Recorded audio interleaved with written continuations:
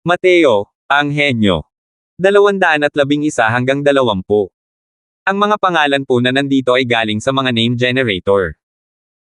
Kung meron man pagkakatulad sa mga pangalan ng tao o lugar at pangyayari, ito ay tunay na hindi sinasadya.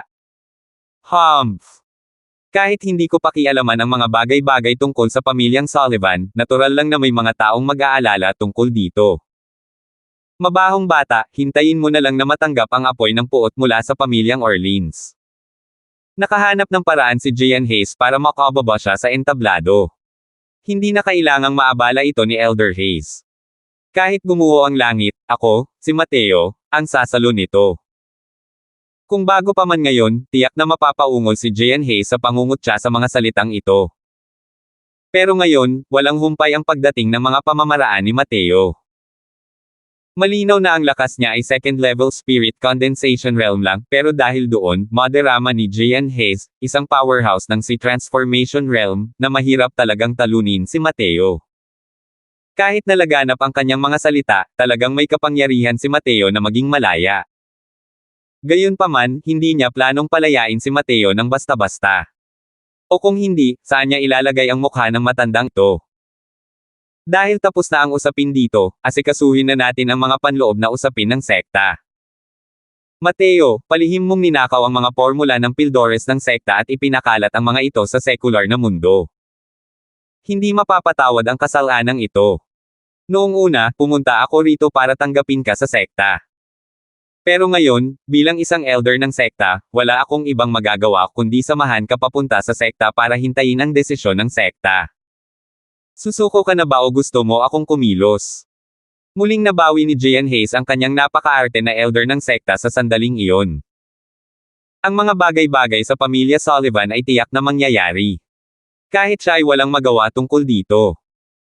Pero kung hahayaan niyang makapasok si Mateo sa sekta, isinasantabi ang ibang mga bagay, hindi siya makakapagbigay ng pananagutan sa panig ni Miggy.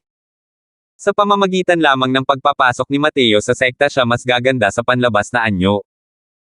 Nang marinig ang mga salita ni Gian Hayes, biglang bumaba ang temperatura sa malaking bulwagan. Naunawaan ng lahat na si Gian Hayes ang pumatay sa manok para bigyan ng babala ang mga unggoy. Sa isang banda, sinasaktan niya ang pamilyang imperial. Sa kabilang banda, binugbog niya si Mateo. 2 ibon ang pinapatay gamit ang isang bato. Bukod pa rito, kung papasok siya sa sekta dala ang kasong kriminal na ito, malamang na mahihirapan si Mateo na umatras ng walang pinsala. Nang marinig iyon ni Mateo, bigla siyang ngumiti at sinabing, kung gayon, kailangan kong humingi ng payo mula sa mga matatalinong galaw ni Elder Hayes. Umalis muna kayong lahat sa lugar na ito. Kapag gumawa na ng galaw si Elder Hayes, malamang na walang mabubuhay na nilalang. Kamahalan, ibibigay ko sa inyo si Dominic at ang kanyang anak. Huwag ninyo akong biguan. Naantig ang mga tao nang marinig nila ito. Ito ay dahil ayaw ni Mateo na saktan ang mga inosente. Ang lakas ng pag-atake ng isang si Transformation Realm ay pambihira. Ang laban kay Henry ngayon lang ay maituturing ng pagpapakita ng awa. Kahit na napakalaki ng ipinakitang kahanga-hanga ni Mateo, alam nilang lahat na may mga elemento ng pagkakaroon ng kalamangan sa pamamagitan ng panlilinlang. Dahil tunay na nahaharap sa isang makapangyarihang si Transformation Realm tulad ni Gian Hayes, imposibleng maging katapat niya si Mateo. Mateo.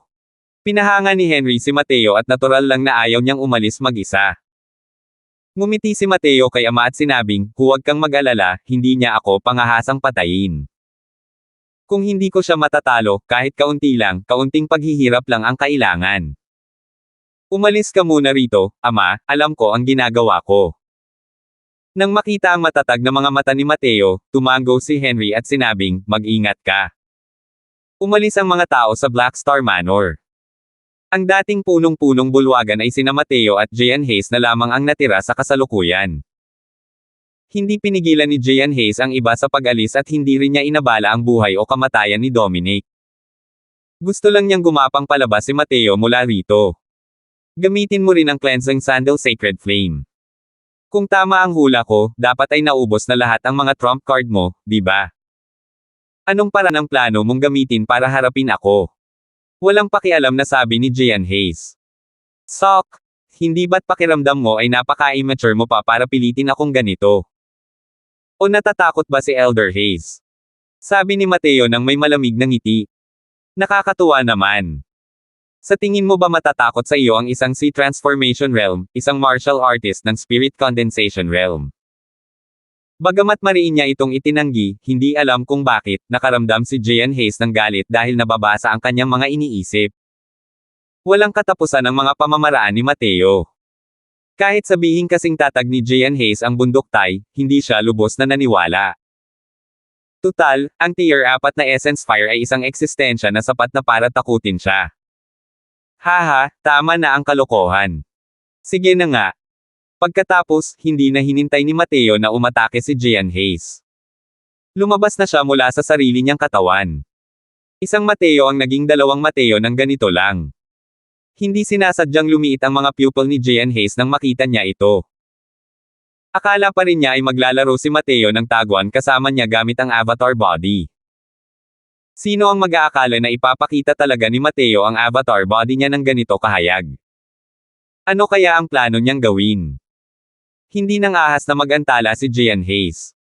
Pinagsalikop niya ang kanyang mga kamay at nagsimulang magtipon ng enerhiya. Ang alas sa butas para sa mga martial artist ng Sea Transformation Realm. Sa sandaling iyon, gumalaw ang avatar body ni Mateo. Hindi siya tatayo roon ng walang hiya at papanoorin si Gian Hayes na magtipon ng enerhiya ng asensya. Kung hahayaan niyang magtipon ng enerhiya ng asensya ang isang Sea Transformation Realm, ano ang kailangan niyang ipaglaban? Isang beses lang napatay ang kinalabasan.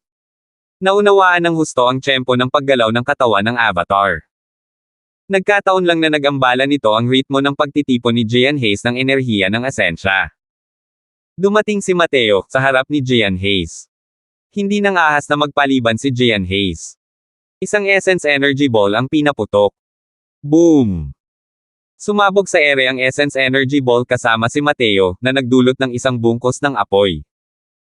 Sa sandaling ito, biglang nagbago ng malaki ang ekspresyon ng mukha ni Gian Hayes. Ulan na kulay lilang talulot. Bilang isang powerhouse ng Sea Transformation Realm, ang kanyang sensitibidad sa Essence Energy ay higit pa sa kayang ikumpara sa Crystal Formation Realms. Ang lilang talulot na ulan na ito ay talagang pinagsama-sama at nabuo mula sa enerhiya ng langit at lupa. Ito. Paano ito naging posible? Si Mateo ay nasa second level Spirit Condensation Realm pa lamang. Kaya niya talagang gamitin ang enerhiya ng langit at lupa. Si Gian Hayes ay isang alchemist sa huli. Wala talaga siyang kakayahan sa pakikipaglaban. Sa oras na ito, nagkaroon talaga siya ng oras para tumayo roon ng tulala. Isang matinding panganib ang bumalot sa kanya. Tumindig ang balahibo ni Gian Hayes. Malamang na napakalakas ng galaw na ito ni Mateo. Magulong marahas na alon. Nagmadaling inikot ni Gian Hayes ang kanyang kapangyarihan at nagsimulang mag-ipon muli ng enerhiya ng asensya. Sa pagkakataong ito lang, wala siyang sapat na oras para maipon ito. Gayunpaman, sobra pa sa sapat ang lakas nito para magamit ang ganitong dami ng enerhiya ng asensya para harapin ang isang martial artist sa second level Spirit Condensation Realm. Itinulak ni Gian Hayes ang dalawang palad. Ang enerhiya ng asensya ay talagang umaagos patungo kay Mateo na parang isang marahas at magulong alon. Asher Deeper Floating Zero Sword Art, pangalawang tindig, 1,000 umaagos na talulot. Humiyaw ng mahina si Mateo. Sumayaw ang dulo ng espada, at ang walang hanggang lumilipad na mga talulot ay talagang sumalakay kay Gian Hayes. Naglalakihang alon ang humahampas na may maringal na aura, na humahampas na parang malakas na alon. Mga nalalaglag na talulot ay walang ingay na inaanod kung saan malayo ang pinagmumulan at mahaba ang batis. Ang hindi mabilang na mga nalalaglag na talulot na iyon ay parang mga gamo-gamong lumilipad patungo sa nagliliyab na apoy, patuloy na binabawasan ang aura ng magulong mararahas na alon na iyon. Sa wakas, ang hindi mabilang na mga nahuhulog na talulot ay sumuntok sa isang puwang sa napakalaking alon at humampas patungo kay Gian Hayes. Bagamat ang Essence Energy Sea ay lubhang nabawasan dahil sa mga nalalaglag na talulot, mayroon pa rin itong napakalaking kapangyarihan sa pag-atake habang sumusulong ito patungo kay Mateo. Parehong partido ang nakatanggap ng atake ng sabay. Fu! Boom! Napatalsik palabas si Mateo, direktang tumama sa pader at lumipad palabas. Hindi rin mas maganda si Gian Hayes. Ang mga nalalaglag na talulot na iyon ay parang mga talim ng kutsilyo, bumabalot sa buong katawan niya at hinihiwa siya. She! She! She! Ang mga damit ni Jean Hayes ay ginutay-gutay at naging hindi mabilang na mga laso, ang kanyang laman ay parang malabo. Gayunpaman, ang proteksyon ng enerhiya ng asensya ng isang Sea Transformation Realm ay mas makapangyarihan. Ang mga sugat sa katawan ni Jean Hayes ay tila nakakatakot, ngunit sa totoo lang ay hindi ito ganoon kalala. Sa halip, si Mateo ang nawala ng malay matapos mabangga sa labas. Gayunpaman, isa itong walang kapantay na kahihiyan para kay Jean Hayes. Isang harapang sagupaan sa pagitan ng isang martial artist sa Sea Transformation Realm at isang martial artist sa second level Spirit Condensation Realm, at siya ay talagang nasugatan ng husto. Mateo! Papatayin kita! Nababaliw na si Jean Hayes sa galit. Dali-dali siyang lumabas ng Black Star Manor at pinakawalan ng isang palad patungo kay Mateo. Hindi pa nakakaalis ang mga tao sa labas. Nang sabihin nila ang eksenang ito, hindi nila maiwasang magulat ng husto. 212. Tunay ngang kahanga-hanga ang talento ni Mateo, pero ang sabihing ang pagkawala niya sa sekta ay katumbas ng isang sakuna. Natatakot ako na medyo eksaherada iyon, di ba? Nagulat si Joven nang marinig niya na mataas ang pagtingin ni Julian kay Mateo. Umiling si Julian at sinabing, iyon ay dahil hindi nakita ni Dean ang komprontasyon sa pagitan niya at ni Jean Hayes. Ngayon lang, noong nakaharap niya si Jean Hayes, gumamit siya ng isang sword move. Ang sword move na ito ay pinakawalan sa pamamagitan ng pakikipag-ugnayan sa enerhiya ng langit at lupa. Labis na nabahala si Joven nang sabihin niya, anong sabi mo? Nakikipag-ugnayan sa enerhiya ng langit at lupa. Mali ba ang nakita mo? Hindi rin nakita ni Oliver ang nangyari sa loob. Natulala rin siya nang marinig ang sinabi ni Julian. Umiling si Julian at sinabing, paano ko magagawa? Sa totoo lang, gusto ko sanang makialam kanina, pero nang makita kong ginagamit ni Junior Apprentice Brother Crosswell ang galaw na iyon, naisip kong obserbahan ang resulta. Isa pa, ang talento ni Junior Apprentice Brother Crosswell sa pakikipaglaban ay talagang namumukod-tangi. Kaya niyang maunawaan ng tama ang mga kahinaan ng kanyang kalaban at ilabas ang kanyang lakas hanggang sa limitasyon. Mukhang natalo si Junior Apprentice Brother Crosswell sa labanang iyon, pero sa aking nakita, si Junior Apprentice Brother Crosswell ang nagwagi. Kung si Junior Apprentice Brother Crosswell ay may lakas sa Crystal Formation Realm, ang nakahiga sa lupa ay maaaring si Jean Hayes. Sumulyap si Joven kay Oliver at nabasa ang pagkamangha sa mga mata ng kausap. Anong konsepto ang sinasabi ni Julian? Ang Sea Transformation Realm ay isang di magagaling na nilalang sa itaas ng Crystal Formation Realm. Kahit na si Jean Hayes ang pinakamasamang uri ng Sea Transformation Realm, kaya pa rin niyang lampasan ang mga powerhouse ng Crystal Formation Realm kapag nakaharap niya ang mga ito. Pero sabi ni Julian, hanggat may lakas si Mateo sa Crystal Formation Realm, kaya niyang talunin si Jean Hayes. Hindi ba't masyadong eksaherado ang ganitong uri ng paglukso ng Rango para labanan? Isa pa, kung tama ang nakita ko, malamang na nakuha ni Junior Apprentice Brother Crosswell ang kumpletong mana ng Asher Deeper Purple Yang Sword Art sa Nine Heavens Road. Gayunpaman, ang kanyang sword intent ay hindi ang Asher Deeper Purple Yang Sword Art, kundi mas mataas pa ang rango kaysa sa Asher Deeper Purple Yang Sword Art. Dapat ay nakumpleto niya ang isang uri ng sword intent fusion. Ang talentong iyon ay malamang na hindi mas masahol pa sa founding father na si Welton. Patuloy ni Julian. Si Joven at Oliver ay nakakatakot na nagulat. Kung totoo nga ang sinabi ni Julian, hindi ba't taglay na ni Mateo ang potensyal na basagin ang kawalan at umakyat sa Divine Realm? Para sa isang sekta tulad ng Tranquil Cloud Sect, isa itong napakalaking swerte. Naunawaan ng lahat ang Loika na kapag naabot ng isang tao ang Dao, maging ang kanyang inahin at aso ay naging immortal din. Kung makakabangon si Mateo, ang Tranquil Cloud Sect ay magiging isa sa pinakamalakas na sekta sa buong Endless World. Biglang naging seryoso ang ekspresyon ni Joven nang sabihin niya, Julian, kung talagang may talento si Mateo, baka hindi ito magandang bagay para sa sekta. Natigilan si Julian nang marinig iyon at hindi niya napigil ang magtanong, bakit naman sinabi iyon ni Dean? Ang usapan tungkol sa tadhana ay panandalian lamang. Ngunit kahit na ito ay sa mga sekta o sa mga martial artist mismo, ang tadhana ay tunay ngang umiiral. Kung ang isang martial artist ay maaaring magkaroon ng malalaking tagumpay, una, kailangan nating tingnan ang talento. Ngunit napakahalaga rin ng tadhana. Noong panahong iyon, ang ancestral father na si Welten ay sinasabing nakakuha ng isang sinaunang mana, kaya naman kaya niyang labanan ang kalangitan at maging isang alamat ng endless world. Sandaling huminto si Yoven at nagpatuloy. Ganito rin sa mga sekta. Maaaring mapalakas ng isang henyo na sumusuway sa langit ang sekta, ngunit ang paglago ng isang henyo ay tiyak na magdudulot ng napakaraming malalakas na kalaban. At ang mga kalaban na ito ay maaaring hindi kayang tiisin ng sekta.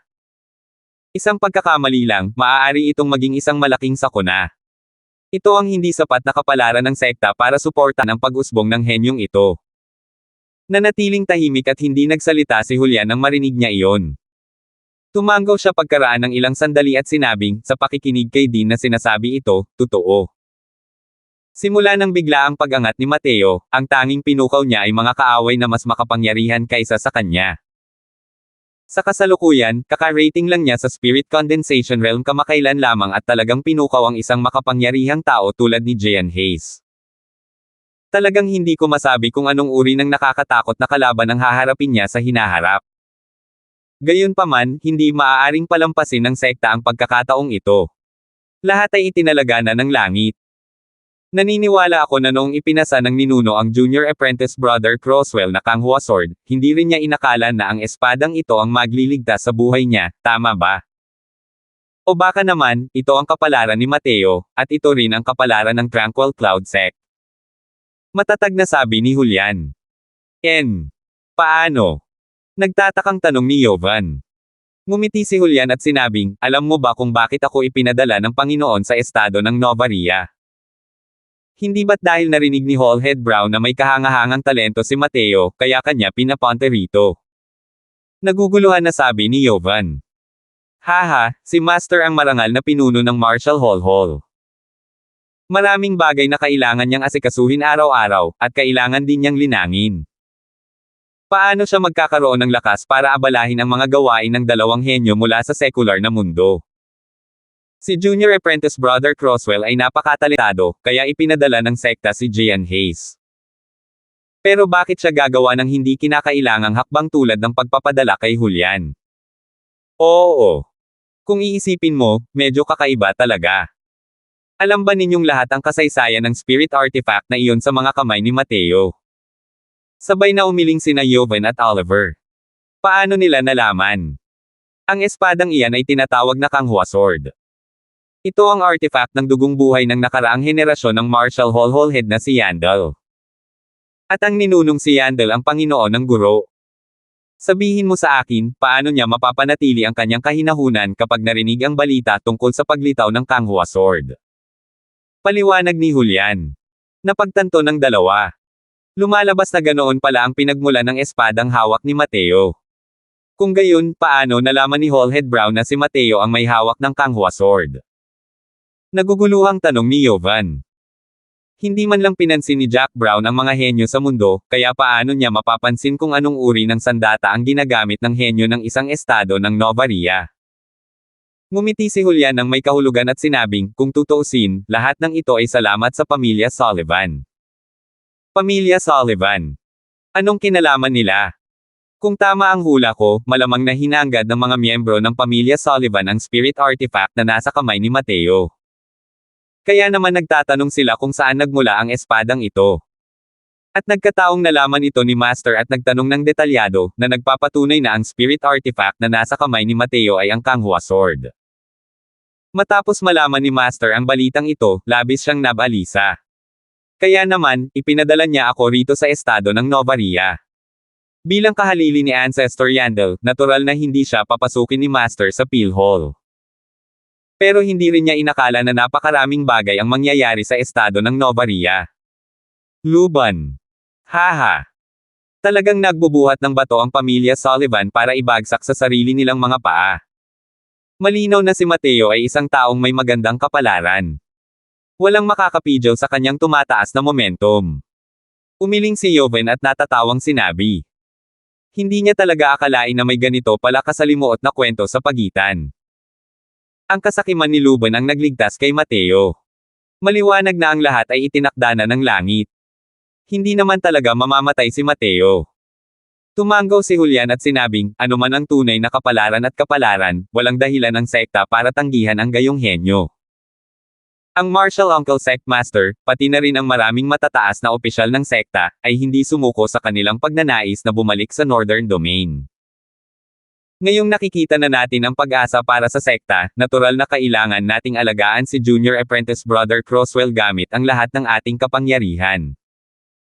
Sa palagay ko, maaaring hindi nawala ang ambisyong ito noong ipinasa ni Ancestor Yandel ang Kanghua Sword kay Junior Apprentice Brother Crosswell. 213. Ilang araw ang lumipas. Halos walang estudyanteng nakita sa paligid ng Central Academy. Halos lahat ng estudyante ay nagtipon sa plaza. Nakabawi na si Mateo. Ito rin ay kumakatawa na sila ni Terry ay aalis na sa Central Academy at opisyal na papasok sa sekta.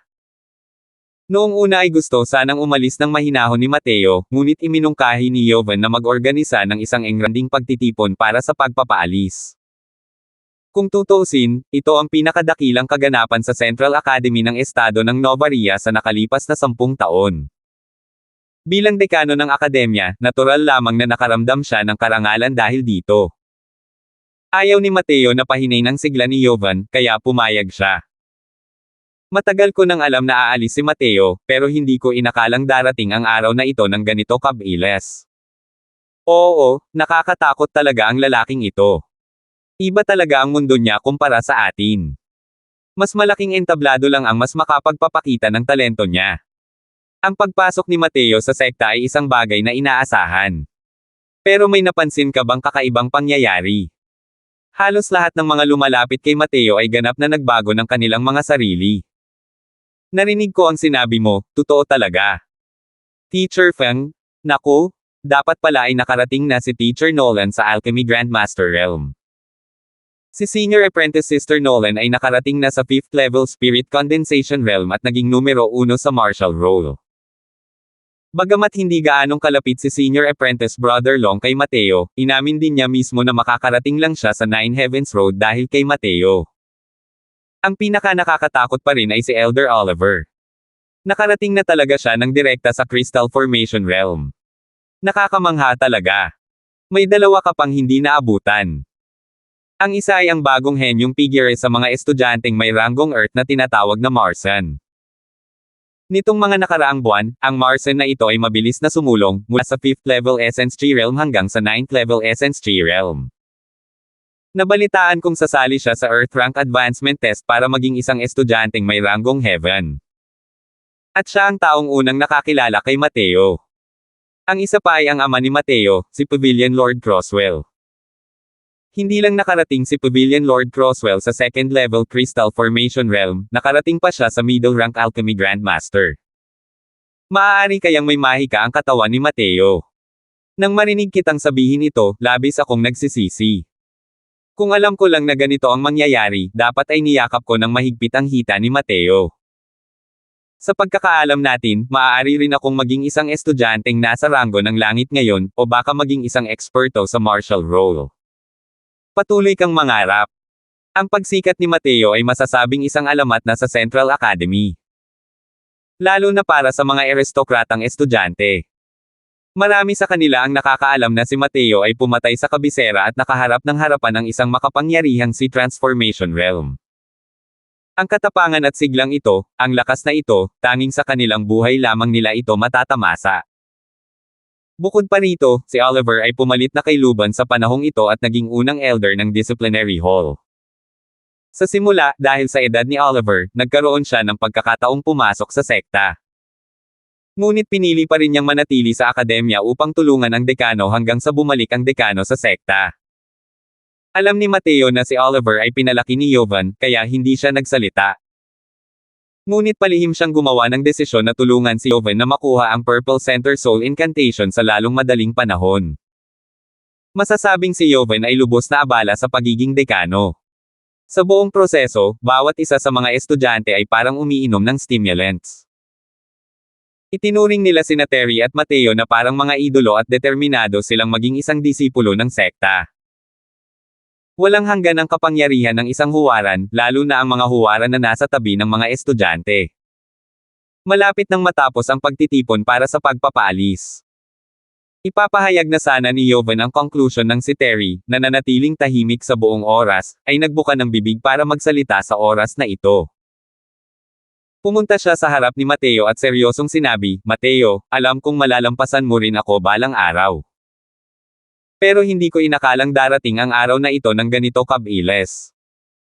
Kahit alam kong hindi ako ang katapat mo ngayon, gusto ko pa ring hamanin ka. Iniisip ko kung ang napagkasundo ang laban natin dati ay binibilang pa rin ba." Medyo nagulat din si Mateo sa mga ikinilos ni Terry. Tunay ngang hindi pa sapat ang kasalukuyang lakas ni Terry para takutin siya.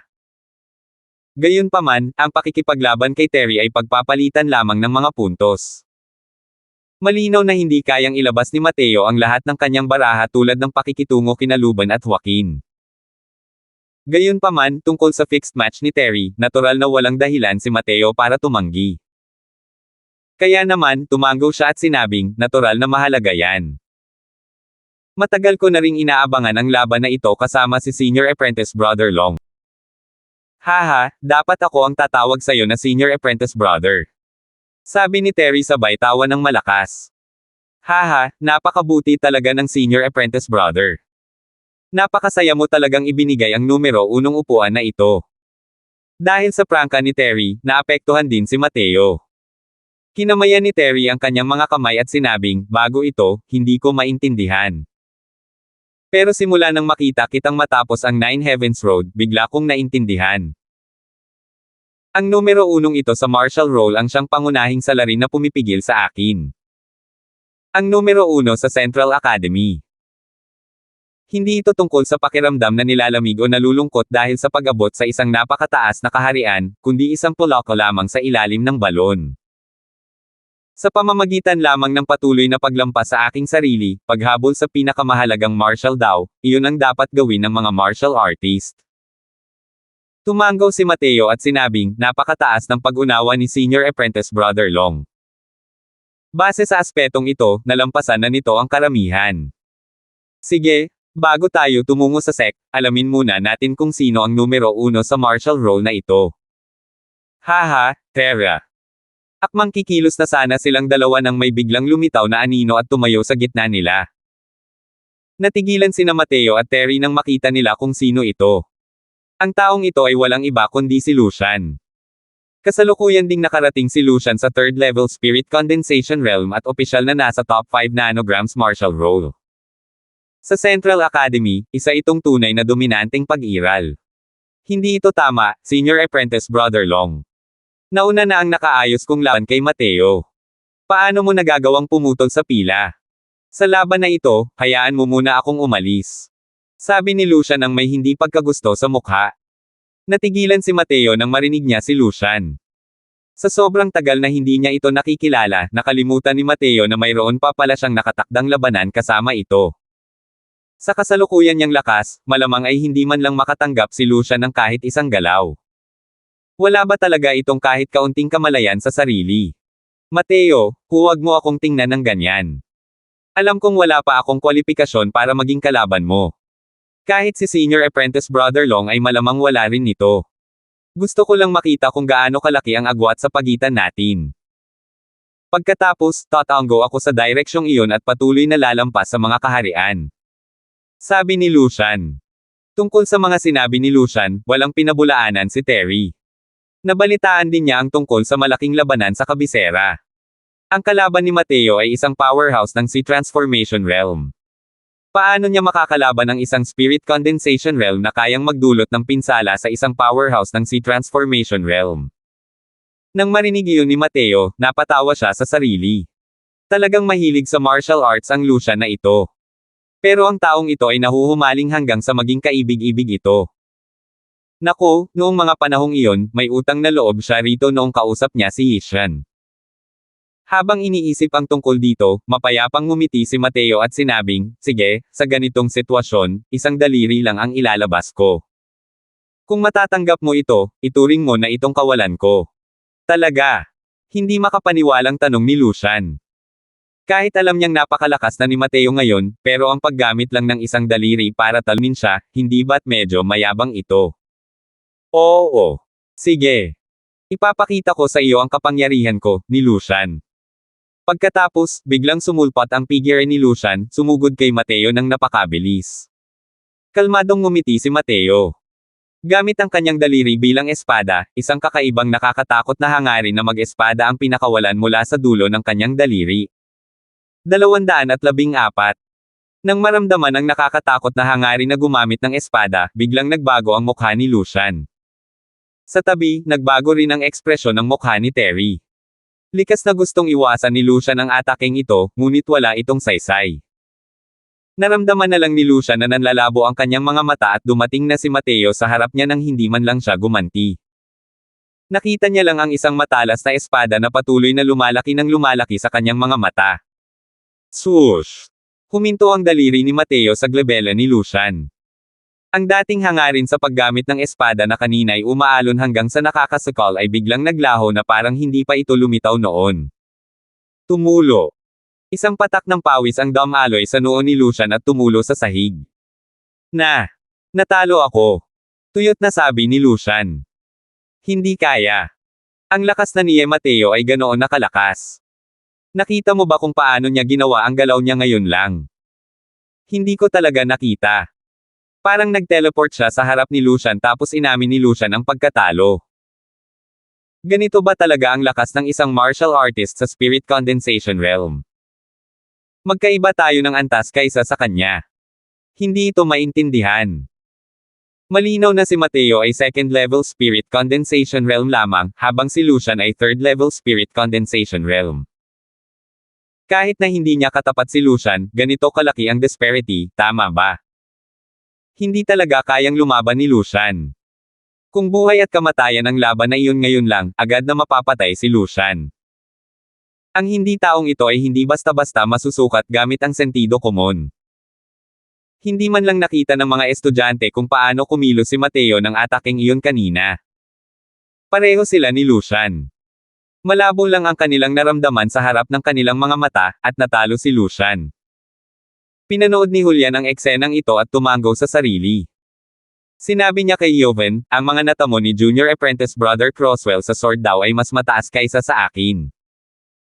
Ang daliring iyon ay malayang nahawakan niya ayon sa gusto niya.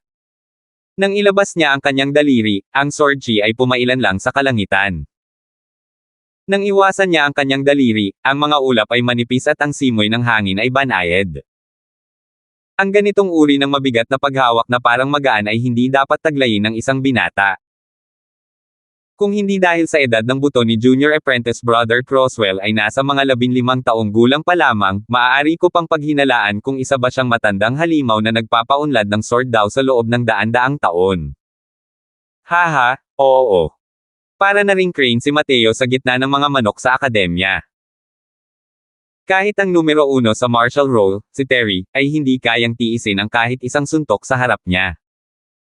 Kahit hindi siya pumasok sa sekta, nawawalan na ng saysay ang pagiging nasa akademya, naangiting sabi ni Jovan.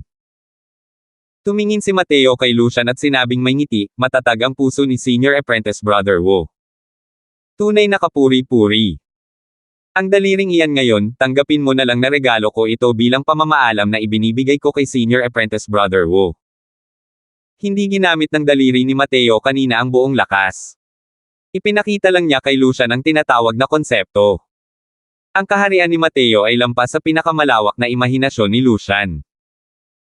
Isinama niya ang sarili niyang pangunawa kay Heavenly daw sa napakababaw na paraan sa daliring ito. Kung tungkol sa kung gaano karami ang mauunawaan ni Lucian, depende ito sa kanyang kapalaran. Kahit napakaliit na bahagi lamang nito, sapat na ito para magamit ni Lucian sa buong buhay niya. Nanginig ang buong katawan ni Lucian nang marinig niya ito. Hindi sinasadyang naalala ng kanyang isipan ang daliri ni Mateo ngayon lang, na parang may bahagyang hawak, ngunit parang walang hawak, na parang refleksyon ng buwan sa tubig. Bahagyang ngumiti si Mateo at hindi na pinutol si Lucian. Sa halip, humarap siya kay Terry at sinabing, Senior Apprentice Brother Long, tayo naman. Sino ang mag-aakala na iiling na lang ni Terry ang ulo niya at sasabihin, hindi mo na kailangang makipagkompetensya, alam ko na ang distansya sa pagitan natin. Yung daliri mo kanina, wala akong paraan para masira yan. Isa pa, alam kong hindi mo ginamit ang buong lakas mo. Gayunpaman, ang daliri mo kanina ay mas malakas pa kaysa sa konseptong naunawaan ko sa Nine Heavens Road. Nakatanggap din ako ng maraming benepisyo. Noong una ay inaabangan pa rin ng mga estudyante ang isang malaking labanan ngunit hindi nila inakalang matatapos ito sa ganitong paraan. Mula simula hanggang katapusan, si Mateo lang ang nakagawa ng isang daliri, at humuupo ang lahat. Gayunpaman, pagkatapos maghiwa-hiwalay ang mga estudyante, nanatili si Lucian sa plaza, hindi gumagalaw na parang estatwa. Araw-araw, kapag may mga taong dumadaan sa lugar na ito, gagamit sila ng mga mata na may pagkaosyoso upang suriin si Lucian. Ngunit itinuro ni Dean na walang sino man ang pinapayagang mang-istorbo sa kanya.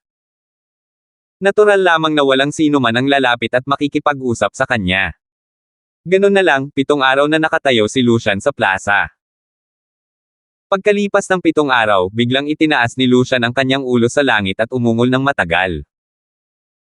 Sa pamamagitan ng isang pagkumpas ng kanyang kamay, nagpakawala siya ng isang suntok, at ito ay nagbigay ng tunog ng mga dragon at tigre na umuungal.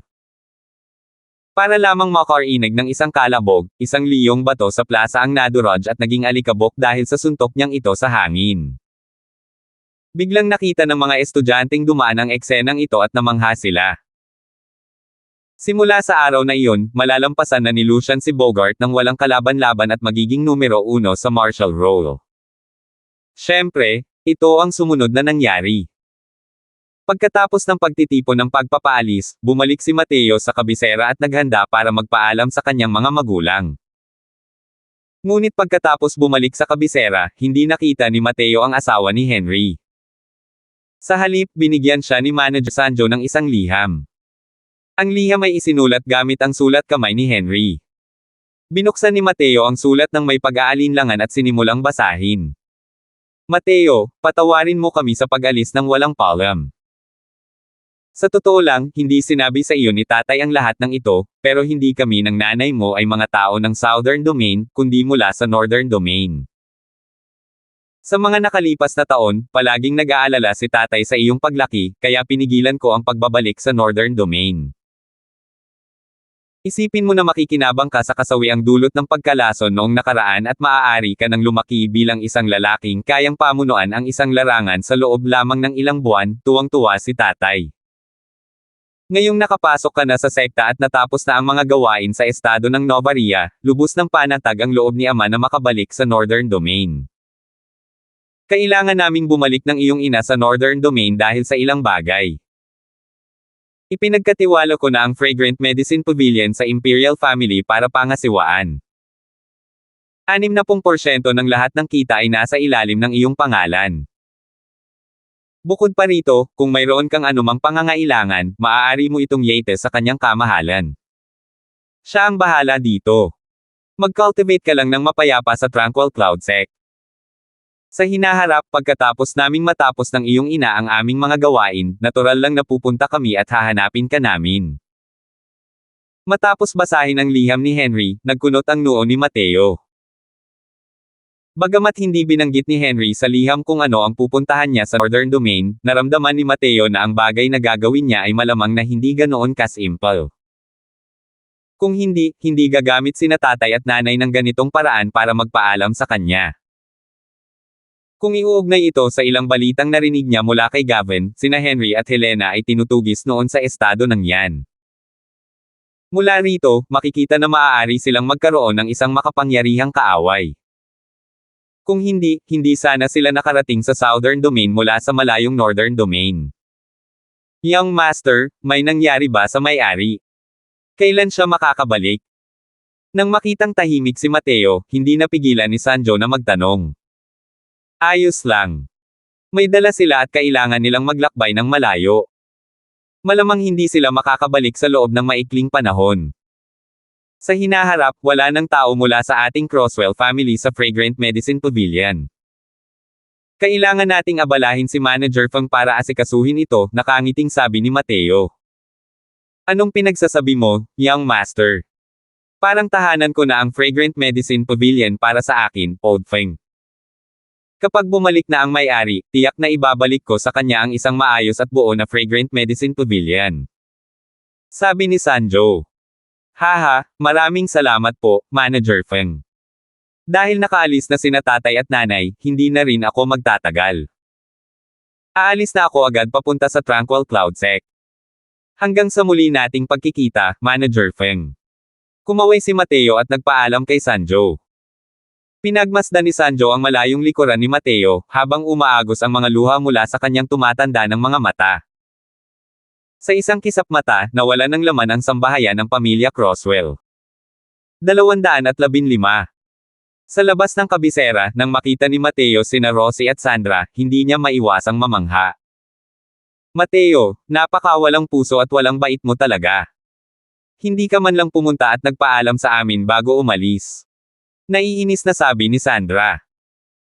Napangiti ng mapait si Mateo nang makita ang sitwasyon at sinabing, Teacher Nolan, Senior Apprentice Sister, natatakot lang ako na baka hindi ko magawa ng maayos ang mga bagay-bagay, na magdulot ng kalungkutan at sakit mula sa pagpapalem. Kaya nga ako umalis nang hindi nagpapalem sa inyong dalawa. Hindi ko inakalang pupunta pala kayong dalawa para paalisin ako. Humph! Sino ang nagpahatid sa iyo? Nandito kami para sunduin ang pag-alis ni Senior Apprentice brother mo. Sabi ni Sandra. Ngumiti ng bahagya si Mateo. Gustong-gusto talaga ng babaeng ito na iligtas ang sarili.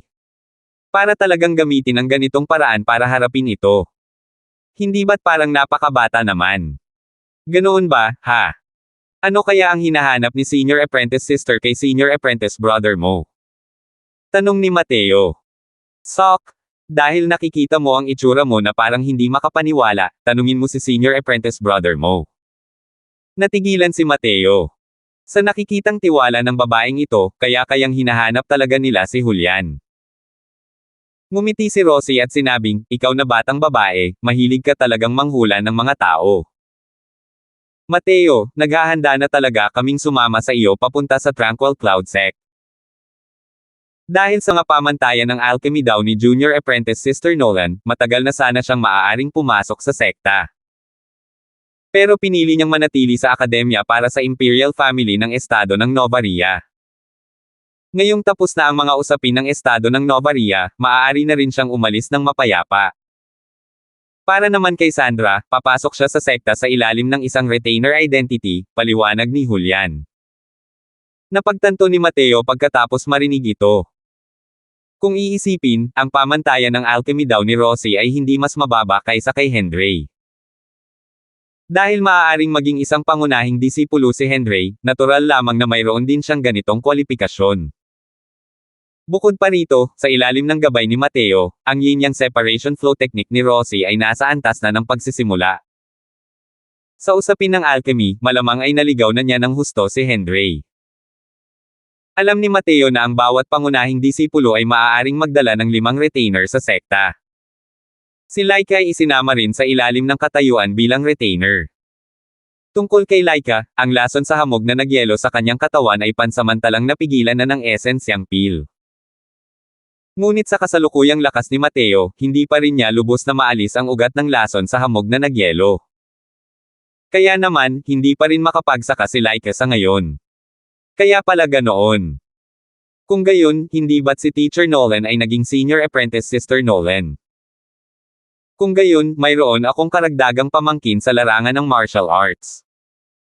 Kung iisipin, hindi naman masama, nakangiting sabi ni Mateo. Hehe. Agad na mas bata si Ate Nolan ng isang henerasyon. Nakakaawa. Hindi napigilan ni Laika na takpan ang bibig para humajejek. Galit na galit si Sandra kaya't nanlaki ang mga mata niya at galit na sinabi, sino ang pamangkin mo sa larangan ng digmaan? Makikipaglaban ako sa iyo, Mateo. Binunot ni Sandra ang kanyang espada at sinaksak. Bahagyang umiwas si Mateo. Ngayon, kalimutan na natin ang biro ni Sandra, kahit gamitin niya ang buong lakas niya, hindi niya kayang saksakin si Mateo. Ngumiti si Rosie at sinabing, sige, Sandra. Nandito pa rin si Senior Apprentice brother mo, huwag mong gawing tanga ang sarili mo. Isa pa, tama ang sinabi ni Mateo. Ayon sa seniority, ikaw nga ang pamangkin niya sa martial law ngayon. Alam din ni Sandra na hindi niya matatalo si Mateo kaya galit na sinabi niya, "Humph. Ayokong maging pamangkin niya sa larangan ng martial arts." Pagkatapos ng ilang pag-aaway, tumanggi si Sandra na tawagin si Mateo bilang martial uncle kahit anong mangyari. Ibinuka ni Julian ang kanyang bibig upang sabihin, "Sige, gumagabi na. Tara na." Pagkatapos, casual na kumaway si Julian. Isang maliit na lumilipad na bangka ang lumitaw sa harap ng lahat. Ito ay isang artifact ng lumilipad na espiritu na kayang maglaman ng humigit kumulang 10 tao. Sumakay ang grupo sa lumilipad na sasakyang pandagat at naglakbay patungong Tranquil Cloud Sect. Pagkalipas ng 2 araw, ang lumilipad na bangka ay lumapag sa isang bundok na may masaganang espiritual na chi.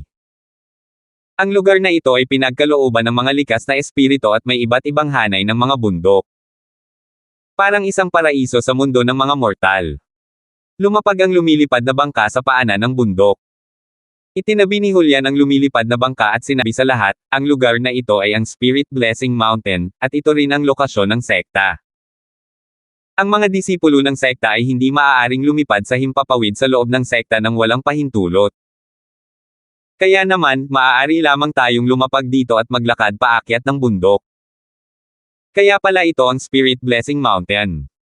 Matagal ko nang inaabangan ang lugar na ito simula pagkabata, ito ang unang beses na nakapunta ako rito. Ang enerhiya ng langit at lupa sa lugar na ito ay napakarami, mas malakas kaysa sa Central Academy. Gulat na bulalas ni Sandra matapos itong maramdaman. Ang sekta ay mayroong sect protecting Grand Array. Sa loob ng Grand Array, mayroong Spirit Gathering Formation. Ang enerhiya ng asensya dito ay natural na mas mayaman kaysa sa ibang mga lugar, walang pakialam na sabi ni Mateo. Nagpakita si Julian ng gulat na tingin. Alam pa ba ni Junior Apprentice Brother Croswell ang array formations? Para makita ang ilusyon sa isang sulyap lang. Medyo may alam ako. Ramdam ko ang kapangyarihan ng mga array formation. Pero kung tungkol sa kung anong mga formation, hindi ko masabi, sabi ni Mateo. Sa katotohanan, nakita ito ni Mateo sa isang tingin lang. Ang array formation na ito ay tinatawag na Yin Yang Turbid Heaven Grand Array, isang quasi-tier 5 array formation. Hindi lang talaga magandang kumilos ng labis na kahangalan sa harap ni Julian, kaya naman nagkunwari siyang hindi niya alam. Nang marinig ni Julian si Mateo na nagsabi nito, bahagyang nabawasan ang kanyang pagkagulat. Kahanga-hanga ang talento ng Junior Apprentice Brother Croswell na ito sa martial daw habang ang kanyang mga naabot sa alchemy daw ay napakataas. Kung alam niya man lang ang mga array formation, napakalaki na nito. Ito ang sect protecting Grand Array ng aking Tranquil Cloud Sect, ang Yin Yang Turbid Heaven Grand Array, isang quasi-tier 5 array formation. Ang kapangyarihan nito ay napakalakas. Hindi kayang basagin ng karaniwang Soul Sea Realm Powerhouse ang formation na ito.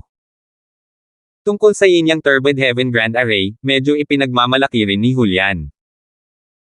Nang marinig ang pagpapakilala ni Julian, nagpakita ng pagtataka at pagkamangha ang pamangkin ni Rosie. Para sa kanila, ang Soul Sea Realm Powerhouse ay parang alamat. Ngunit ang isang powerhouse na ito ay hindi talaga kayang basagin ang malaking hanay ng mga sect protecting ng Tranquil Cloud Sect. Kitang-kita ang lakas ng malaking hanay na ito. Ngunit nanatiling kalmado si Mateo at walang sinabi. Ngunit medyo hindi siya sang-ayon sa mga sinabi ni Julian sa kanyang puso. Wala akong ideya kung sinong gago ang nagplano nitong array formation na to, puro butas lang talaga. Matapos ang bahagyang pagmamasid ni Mateo, natuklasan niya ang hindi bababa sa 7 o 8 lugar kung saan medyo mahina ang Grand Array. Kung mayroon siyang lakas sa Sea Transformation Realm, ang pagbasag sa array formation na ito ay parang paglalaro lang, bakit pa kakailanganin ng isang Soul Seal Realm Powerhouse para basagin ang formation? Ang tinatawag na quasi-tier 5 array formation ay karaniwang kumakatawan sa pinakamataas na kapangyarihan ng tier 4 na array formations.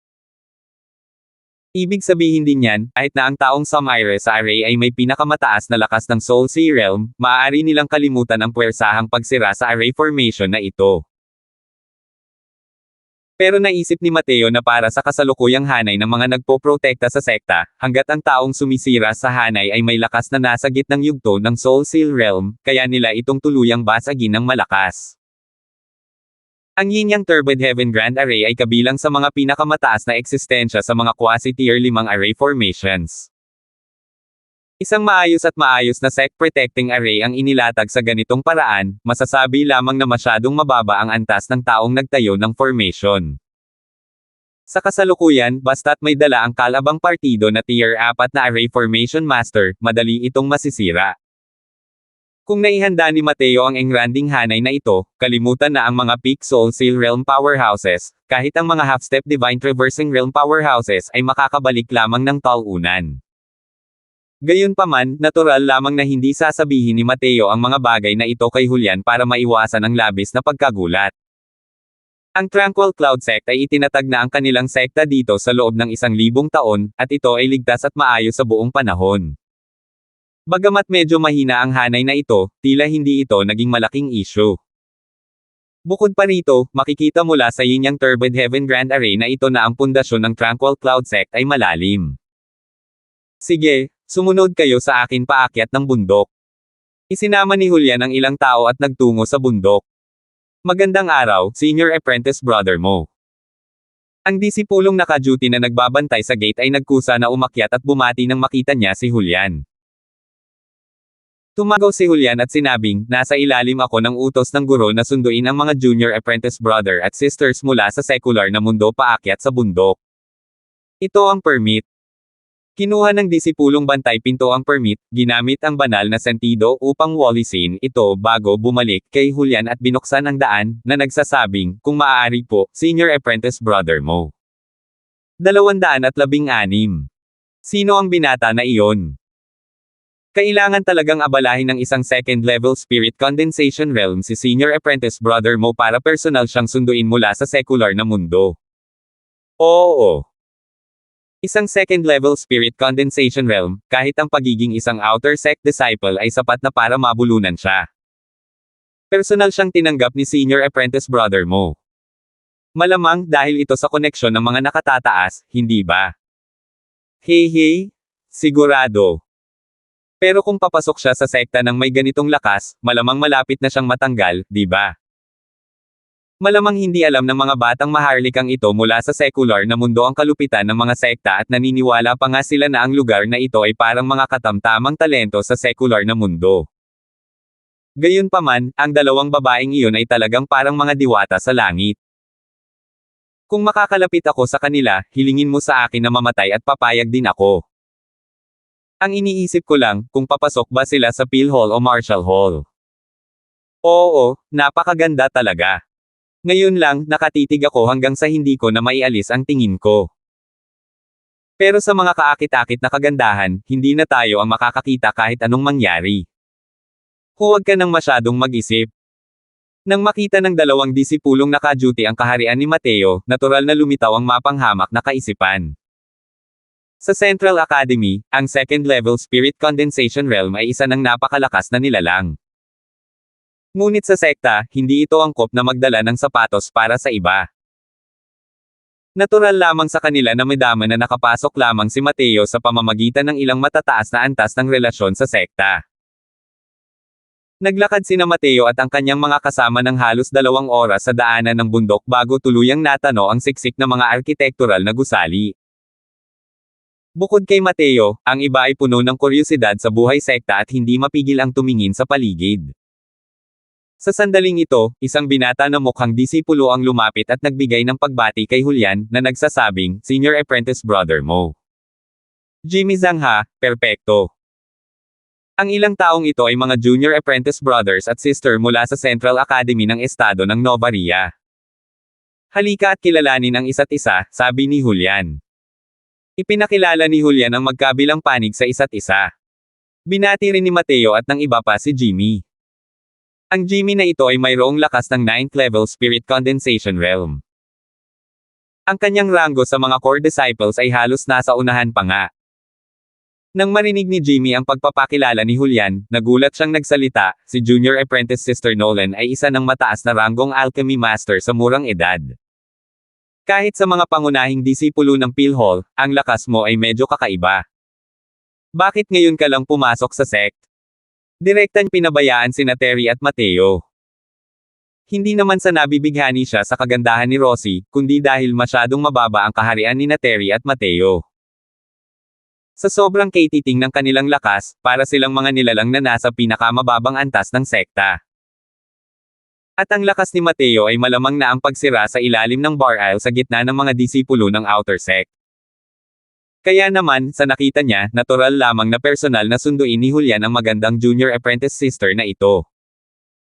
Ang mga disipulo ng sekta ay hindi masyadong nababahala sa mga secular na bagay sa mundo.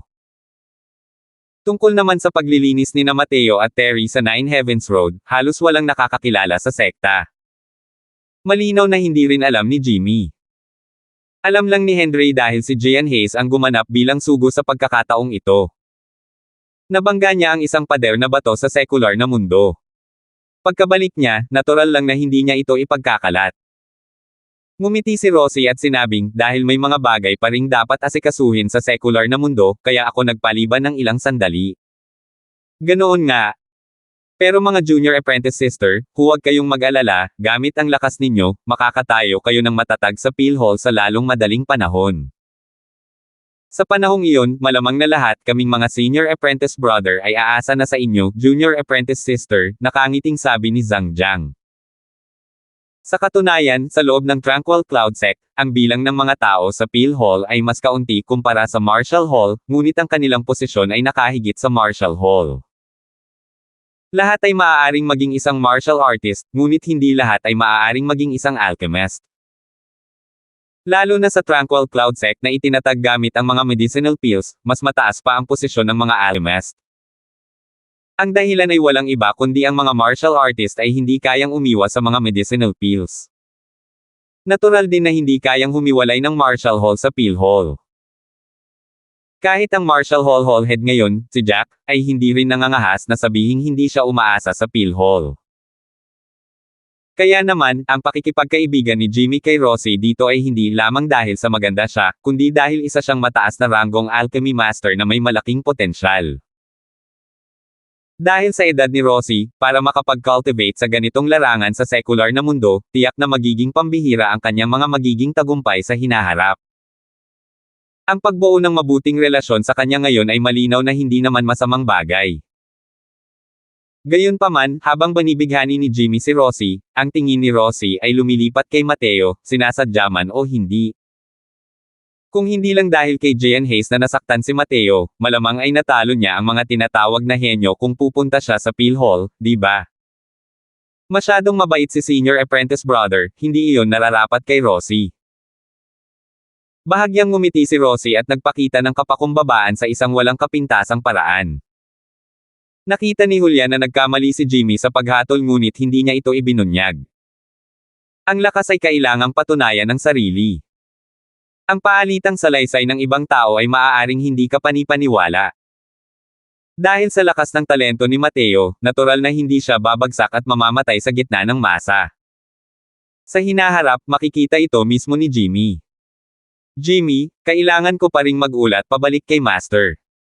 Ikaw na ang bahala sa pag-aayos ng lugar para sa mabagong junior apprentice brothers at sister, sabi ni Julian. Sige. Sige lang, senior apprentice brother, ako na ang bahala. Ilagay si junior apprentice sister Nolan sa Phil Barracks, at si Terry sa Human Barracks. Tungkol naman kay junior apprentice brother Crosswell. Habang nagsasalita hanggang dito, sandaling natahimik si Julian, tila pinag-iisipan kung paano ilalagay si Mateo. Huwag kang mag-alala, senior apprentice brother, tutulungan ko si junior apprentice brother Crosswell na mag-ayos ng magandang pwesto sa outer sect. Sumunod si Jimmy. Sa pananaw ni Jimmy, napakabata pa ni Mateo. Ang cultivation realm na ito ay talagang naipon gamit ang mga medicinal pills, at ang kanyang lakas ay tiyak na napakalakas. Imposibleng maging isang core disciple siya. Kaya naman, ang paraan ng pagtingin ni Jimmy kay Mateo ay katulad ng sa mga disipulong nakabantay sa gate. Naisip niya na pinag-iisipan ni Julian kung paano isasaalang-alang ang mukha ni Mateo para hindi ito magmukhang masama. Hindi inaasahan, ikinumpas ni Julian ang kanyang kamay at sinabing, nagkakamali ka. Si Junior Apprentice Brother Crosswell ay isang pangunahing disipulo. Paano siya may lalagay sa outer sect? Paano kung ganito, si Junior Apprentice Brother Crosswell ay kailangang magtiis ng kaunti at mailagay sa Earth Barracks pansamantala? Natigilan si Jimmy nang marinig iyon at hindi nakapag-react ng matagal. Tiisin mo na lang ng kaunti. Earth Barracks. Hindi naman nilalagnat si Senior Apprentice Brother mo, di ba? Ang paglalagay ng isang maliit na baguhan sa second level Spirit Condensation Realm sa Earth Barracks ay nagpapahirap pa sa kanya. Ang mga tirahan ng mga pangunahing disipulo ng Tranquil Cloud Sect ay nahahati sa tatlong antas, Heaven Barracks, Earth Barracks, at Human Barracks. Pinakamalaki ang mga paggalaw sa mga tirahan ng Human Barracks dahil madalas may mga taong naaalis sa Outer Sect kasama nila. Medyo matatag ang Earth Barracks. Ang lakas ng mga taong ito ay nasa gitna ng mga pangunahing disipulo. Nanatili si Jimmy sa Earth Barracks. Ang Heaven Barracks ang preparatory camp para sa mga piling disipulo. Bawat isa sa mga estudyante rito ay may mga kwalifikasyon para maging elite disciple. Siyempre, mga kwalifikasyon lamang iyon. Napakahirap maging isang piling disipulo. Kahit na may mga piling disipulo na natanggal at nakapasok sa core disciple, mabilis pa rin silang makakabawi. Ito ang agwat sa pagitan ng mga piling disipulo at core disciple. At sa loob ng Heaven Barracks, maliban sa ilang napakalaking peak 9th level Spirit Condensation Realm, halos lahat sila ay mga half-step Crystal Formation Realm na nilalang. Itong si Mateo ay nasa second level Spirit Condensation Realm pa lang at mananatili sa iisang kampo kasama niya. Nagbibiro ka ba? Junior Apprentice Brother Crosswell, wala ka namang reklamo tungkol sa paglalagay ko sa iyo sa ganoong posisyon, di ba? Tanong ni Julian. Lahat ay ayon sa plano ni Senior Apprentice Brother mo, sabi ni Mateo. Dahil ganoon nga, ako muna ang kikilos. Paul, kapatid na Senior Apprentice. Dahan daw ang umalis si Julian, naiwan si Jim na nasa lubos na pagkalito. 217. Senior Apprentice Brother Zhang, hindi ba dapat tayo pumunta? Paalala ni Mateo nang makita niyang natatarante pa rin si Jimmy. Ngayon lang nagulat si Jimmy na parang nagising mula sa isang panaginip habang paulit-ulit siyang tumatango, sinasabing, oh, sige, isasama ko muna kayong lahat para kunin ang inyong mga identity token. Sinulyapan ni Jimmy ang mga mukha ng iilang tao at hindi niya maiwasang palihim na malungkot. Hindi kaya alam ng mga taong ito ang pagkakaiba ng Human Barracks at Earth Barracks. O kaya naman, bakit walang reaksyon? Hindi pinansin si Terry, kahit ang pamangkin ni Rosie ay nasa 5th level Spirit Condensation Realm na. Dahil itinalaga si Mateo sa Earth Camp ni Senior Apprentice Brother mo, wala ba silang naiisip tungkol dito? Habang pinag-iisipan ito, ang tanging masasabi ni Jimmy ay ang kanilang kamangmangan. Naisip pa niya kung sinasadya ba ni Mateo na masaktan si Senior Apprentice Brother mo, kaya naman gagamitin ni Senior Apprentice Brother mo ang ganitong paraan para lokohin siya. Kahit ano paman, dahil sinabi na iyon ni Senior Apprentice Brother mo, kailangan niya itong gawin. Pinagsama ni Jimmy ang lahat para kunin ang kani-kanilang mga token bago niya unang pinapunte si Rosie sa Human Barracks. Mabuti ang pag-iimbak ninyo ng mga identity token. Hindi lang nito ipinapakita ang inyong mga pagkakakilanlan, kundi isa rin itong kailangang-kailangan na bagay kapag gumagawa ng mga bagay sa sekta. Hindi lang nito nakalagay ang detalyadong impormasyon tungkol sa inyo, kundi mayroon ding mga sect contribution points na pagmamay-ari ninyo. Sa Tranquil Cloud Sect, ang secular world wealth ay walang silbi. Lahat ng inyong mga aksyon ay malapit na nauugnay sa mga contribution points. Ang cultivation venue, medicinal pills, medicinal herbs, cultivation techniques, armas, at iba pa, lahat ay nangangailangan ng contribution points para maipagpalit. Sa madaling salita, kung walang points, mahihirapan kayong kahit 1 pulgada lang ang isulong. Paliwanag ni Jimmy. Ipinasok ni Mateo ang kanyang banal na kahulugan sa identity token, at gaya ng inaasahan, nakita niya ang kanyang mga personal na detalye at punto. May 100 points sa token ko. Ito kaya ang orihinal na points? Tanong ni Mateo. Ipinasok din ni Rosie at Terry ang kanilang Divine Sense sa token at gaya ng inaasahan, nakita nilang mayroon din silang 100 puntos. Tumanggaw si Jimmy at sinabing, tama. Kahit ano pa ang ranggo ng Disciple 1, basta't papasok ka sa sekta, magkakaroon ka ng 100 puntos. Pero sa totoo lang, ang 100 puntos na ito ay mas mabuti na lang ng kaunti kaysa sa wala. Oh, bakit naman? Tanong ni Mateo na may pagtataka. Ngumiti si Jimmy at sinabing, halimbawa, kunin natin ang mga lugar ng paglilinang. Ang mga lugar ng paglilinang sa sekta ay nahahati sa mga antas na A grade, B grade, C grade, at D grade. Ang pinakamababang antas, ang silid ng paglilinang na D grade, ay nangangailangan ng pagkonsumo ng 10 puntos bawat araw. Ang mga silid ng paglilinang na C grade ay 50 puntos bawat araw, ang mga silid ng paglilinang na B grade ay 100 puntos bawat araw, habang ang mga silid ng paglilinang na may pinakamataas na A grade ay 200 puntos bawat araw. Ang 100 puntos ay sapat lamang para sa paglilinang sa mga silid ng paglilinang na B grade sa loob ng isang araw. Napagtanto ng lahat. Ngayon lang nila nalaman na ang 100 puntos na ito ay para lang paalisan ang mga pulubi. Tila ang unang bagay na ginawa pagkatapos pumasok sa sekta ay hindi ang mag-cultivate, kundi ang kumita ng mga puntos. O kung hindi, ang kawalan ng puntos ay katumbas ng kawalan ng cultivation resources. Ang kawalan ng cultivation resources ay nangangahulugan ng pagkahuli sa iba. Ang pagkahuli sa iba ay nangangahulugan ng pagkatalo. Isa itong mabisyo na siklo. Maaari ko bang itanong kay Senior Apprentice Brother Zhang kung paano tayo makakakuha ng puntos? Nagtanong si Terry, na nanatiling tahimik sa buong oras. Pagkatapos ninyong lahat na magpahinga, maaari na kayong pumunta sa Support Star Pavilion para tingnan ito. May detalyadong listahan kung paano makakuha ng mga puntos. Isang tingin lang at malalaman nyo na. Sa kabuuan, kung gusto nyong makakuha ng mga puntos, kailangan nyong gumawa ng isang partikular na antas ng kontribusyon sa sekta at gamitin ang inyong kontribusyon para ipalit sa mga puntos.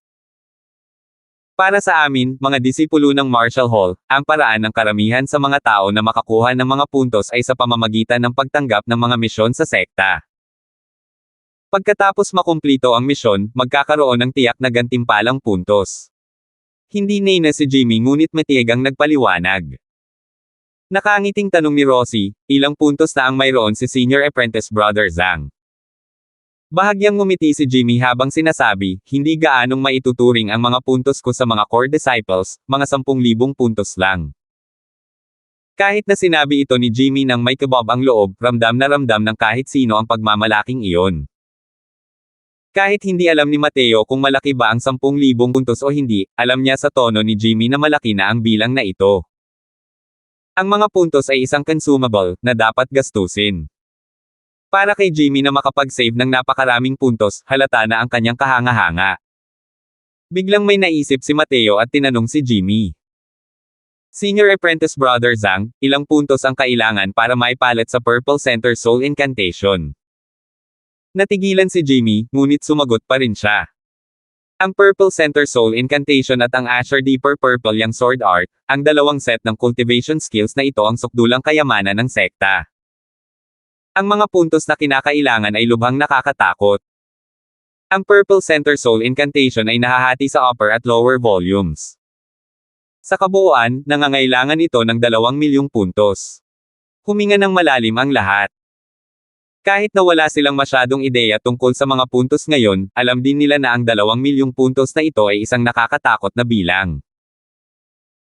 Naningkit ang mga mata ni Mateo at muling nagtanong, ibig sabihin ba nito ay kailangan ng 1,000,000 puntos para sa mas mababang volume ng Purple Center Soul Incantation?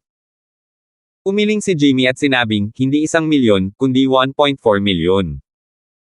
Ang ikalawang kalahati ng Purple Center Soul Incantation ay napakalalim, kaya naman, ang mga puntos na maaaring ipagpalit dito ay mas malaki pa.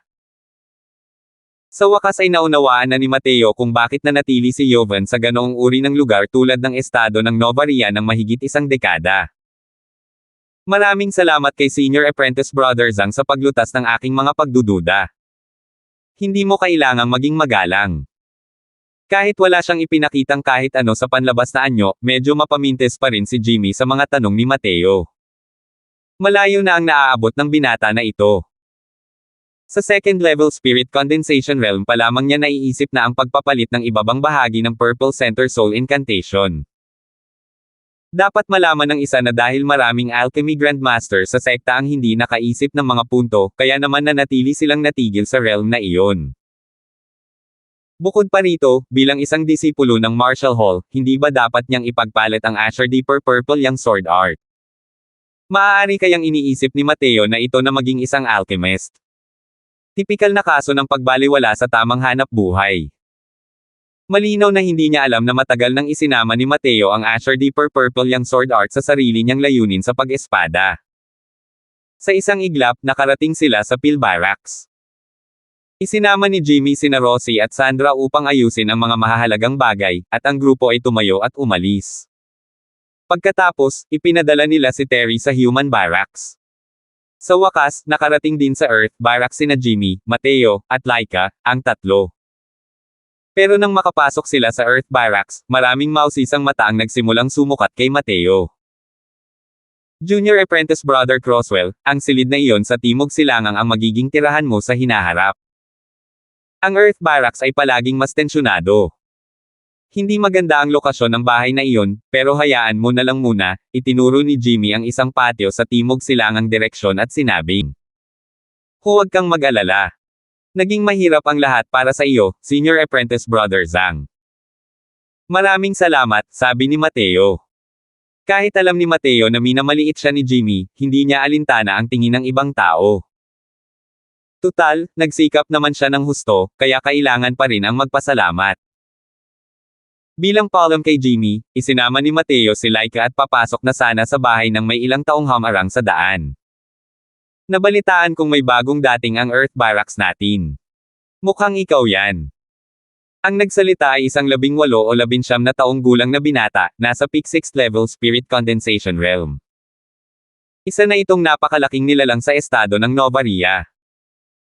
Gayunpaman, naisip ni Mateo na ang kanyang lakas ay malamang na nasa pinakamababa sa Earth Barracks na ito. Tumabi ka. Malinaw na hindi magandang intensyon ang lumapit sa kabilang panig, kaya malinaw na hindi rin niya kailangang maging magalang. Hahaha. Sinasabihan niya akong tumabi. Isang batang mas mababa pa sa isang disipulo ng outer sect ang nagsabi sa akin na gumawa ng daan. Hahaha. Maraming tao ang humagalpak sa tawa dahil halatang halata sa kanilang sukdulan ang nakakatawang biro ni Mateo. 218. Hahaha, hindi kaya walang nagsabi sa'yo na ang unang gagawin mo pagpasok mo sa Earth Barracks ay magbigay-pugay sa ating Senior Apprentice Brother Shen. Gusto mo bang pumasok? Magbigay-pugay ka muna sa ating Senior Apprentice Brother Shen bago magsalita. Sabi ng isang tao sa gilid. Ang Senior Apprentice na si Brother Shen ay tinatawag na Jules Shen, isang lokal na tirano sa Earth Barracks.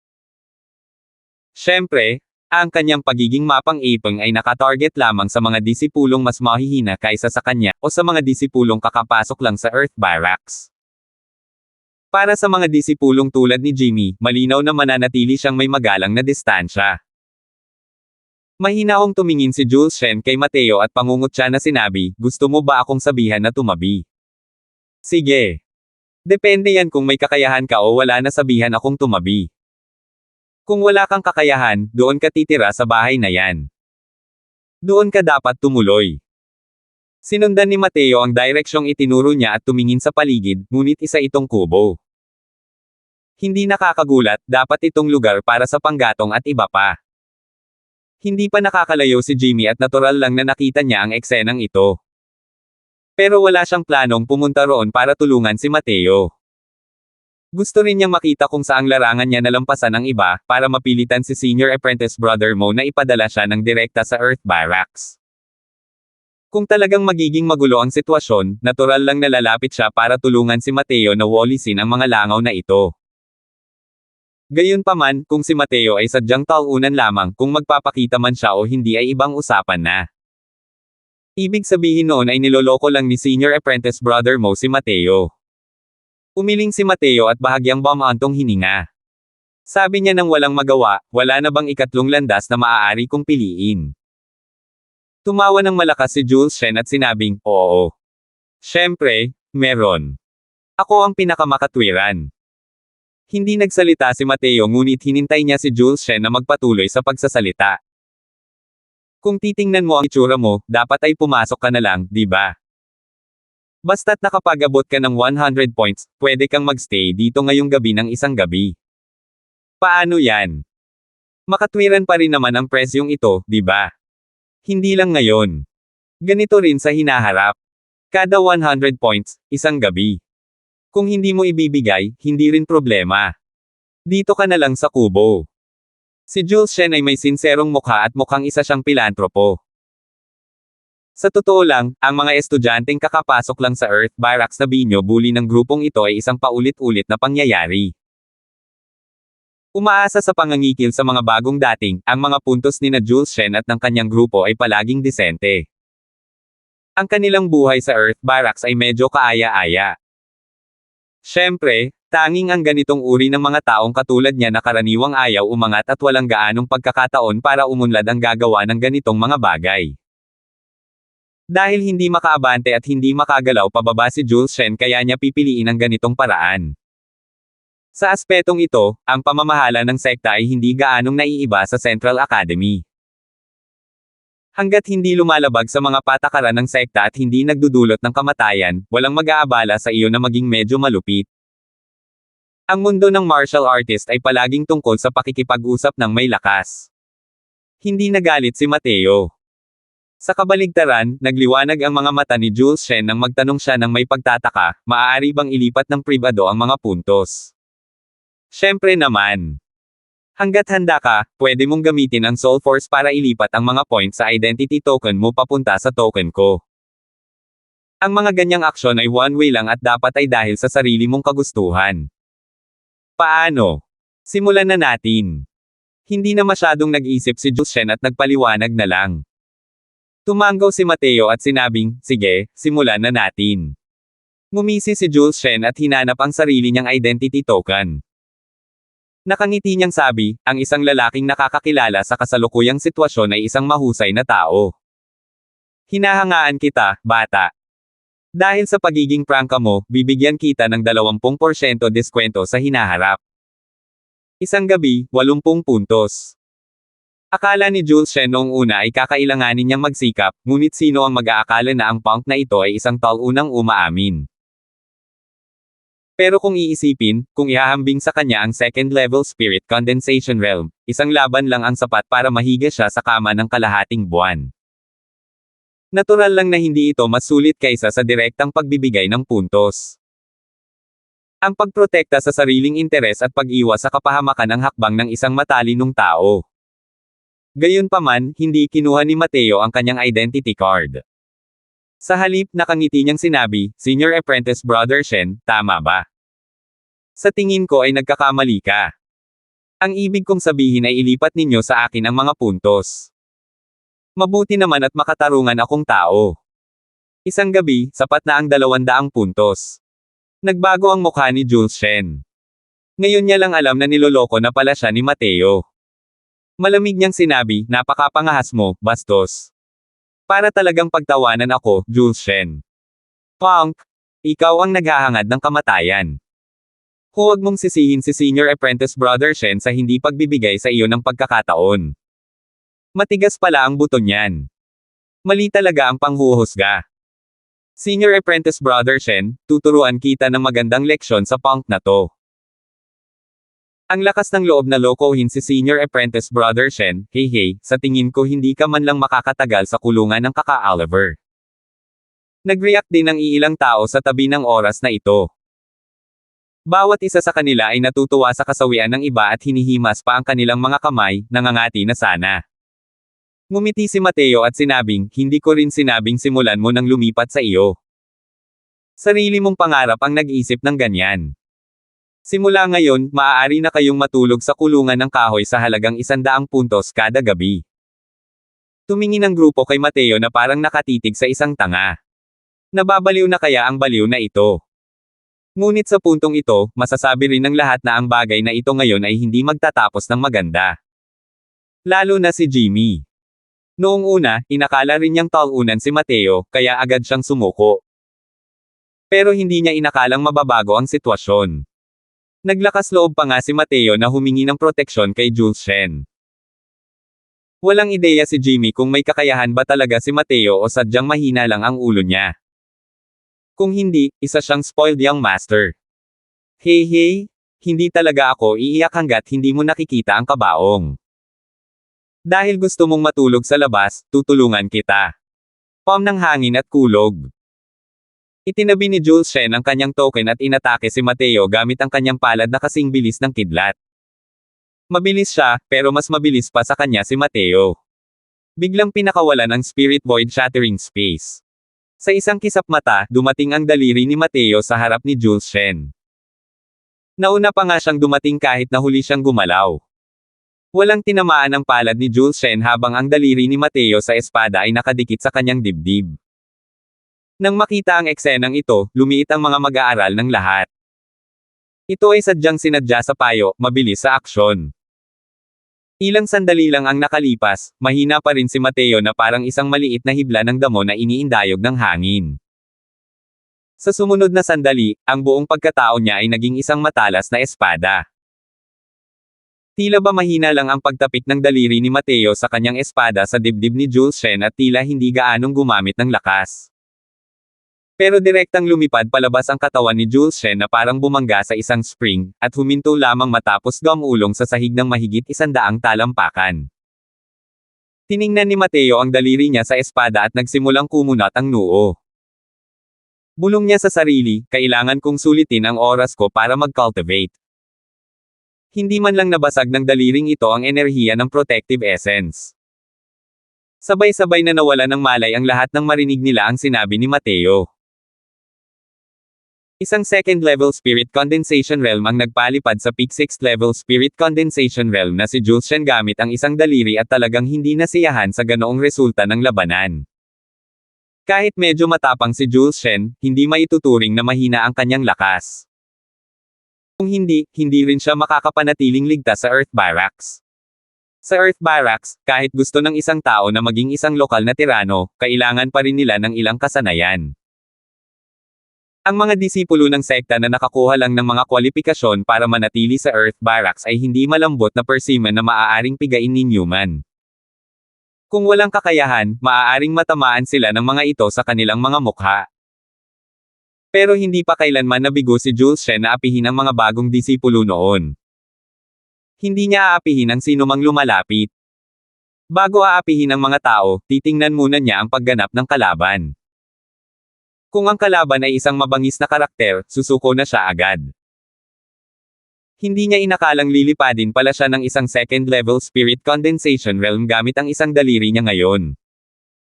Hoy, gumapang kayo pataas kung hindi pa kayo patay. Magsama-sama kayong lahat. Sabi ni Mateo kay Jules Shen na nagkukunwaring patay na nakahandusay sa lupa. 219. Nahirapan si Jules Shen na gumapang mula sa lupa. Hinimas niya ang bahagyang sumasakit niyang dibdib, at ang tingin niya kay Mateo ay puno ng puot at galit. Akala niya noong una ay madaling apihin ang isang batang nasa second level spirit condensation realm, pero hindi niya akalain na mabibigo siya pagkatapos niyang umakyat. Sa pagkakataong ito, nawalan siya ng maraming mukha. Isa talagang malaking pag-atres dahil sa kapabayaan. Hindi niya inakalang ganito kabilis ang gago na ito. Mabuti na lang at nasa second level spirit condensation realm pa lang si Mateo. Kung hindi, ang dagok na iyon ngayon ay ang paghiga niya sa kama ng kalahating buwan. Sa nakita niya, natural lang na sandali iyon ang kapabayaan para sa kanya kanina. Hindi niya inakalang maliligaw siya dahil mabilis ang kilos ni Mateo. Baho mong bata, ikaw ang nagsabi niyan. Mga kapatid, hindi mo kailangang maging magalang. Batiin mo siya ng maayos. Bagamat naramdaman ni Jules Shen na siya ang naging pabaya ngayon, hindi siya naglakas loob na maging pabaya, kaya direkta niyang tinawag ang iba para sama-samang sumalakay. 5 lalaki lamang sina Jules Shen at ang kanyang barkada. Para kay Mateo, hindi ito naiiba sa iisang tao lamang.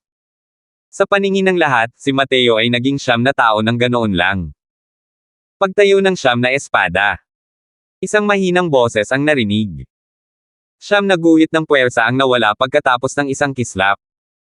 Kasunod nito, isang nakakadurog pusong sigaw ang umalangaw-ngaw kung saan-saan. 5 tao ang sabay-sabay na tinamaan. Siyempre, si Jules Shen pa rin ang pinakamalungkot. 5 sunod-sunod na lakas ang natamo niya ng siya lang. Bagamat hindi kayang pumatay ng puwersang ito, kasalukuyan siyang malubhang nasugatan, at pilit na ikinukurbo ang kanyang mukha sa matinding sakit. Maaari ka na bang magsimula ngayon, Senior Apprentice Brother Shen? Mahinahong tanong ni Mateo sa harap niya.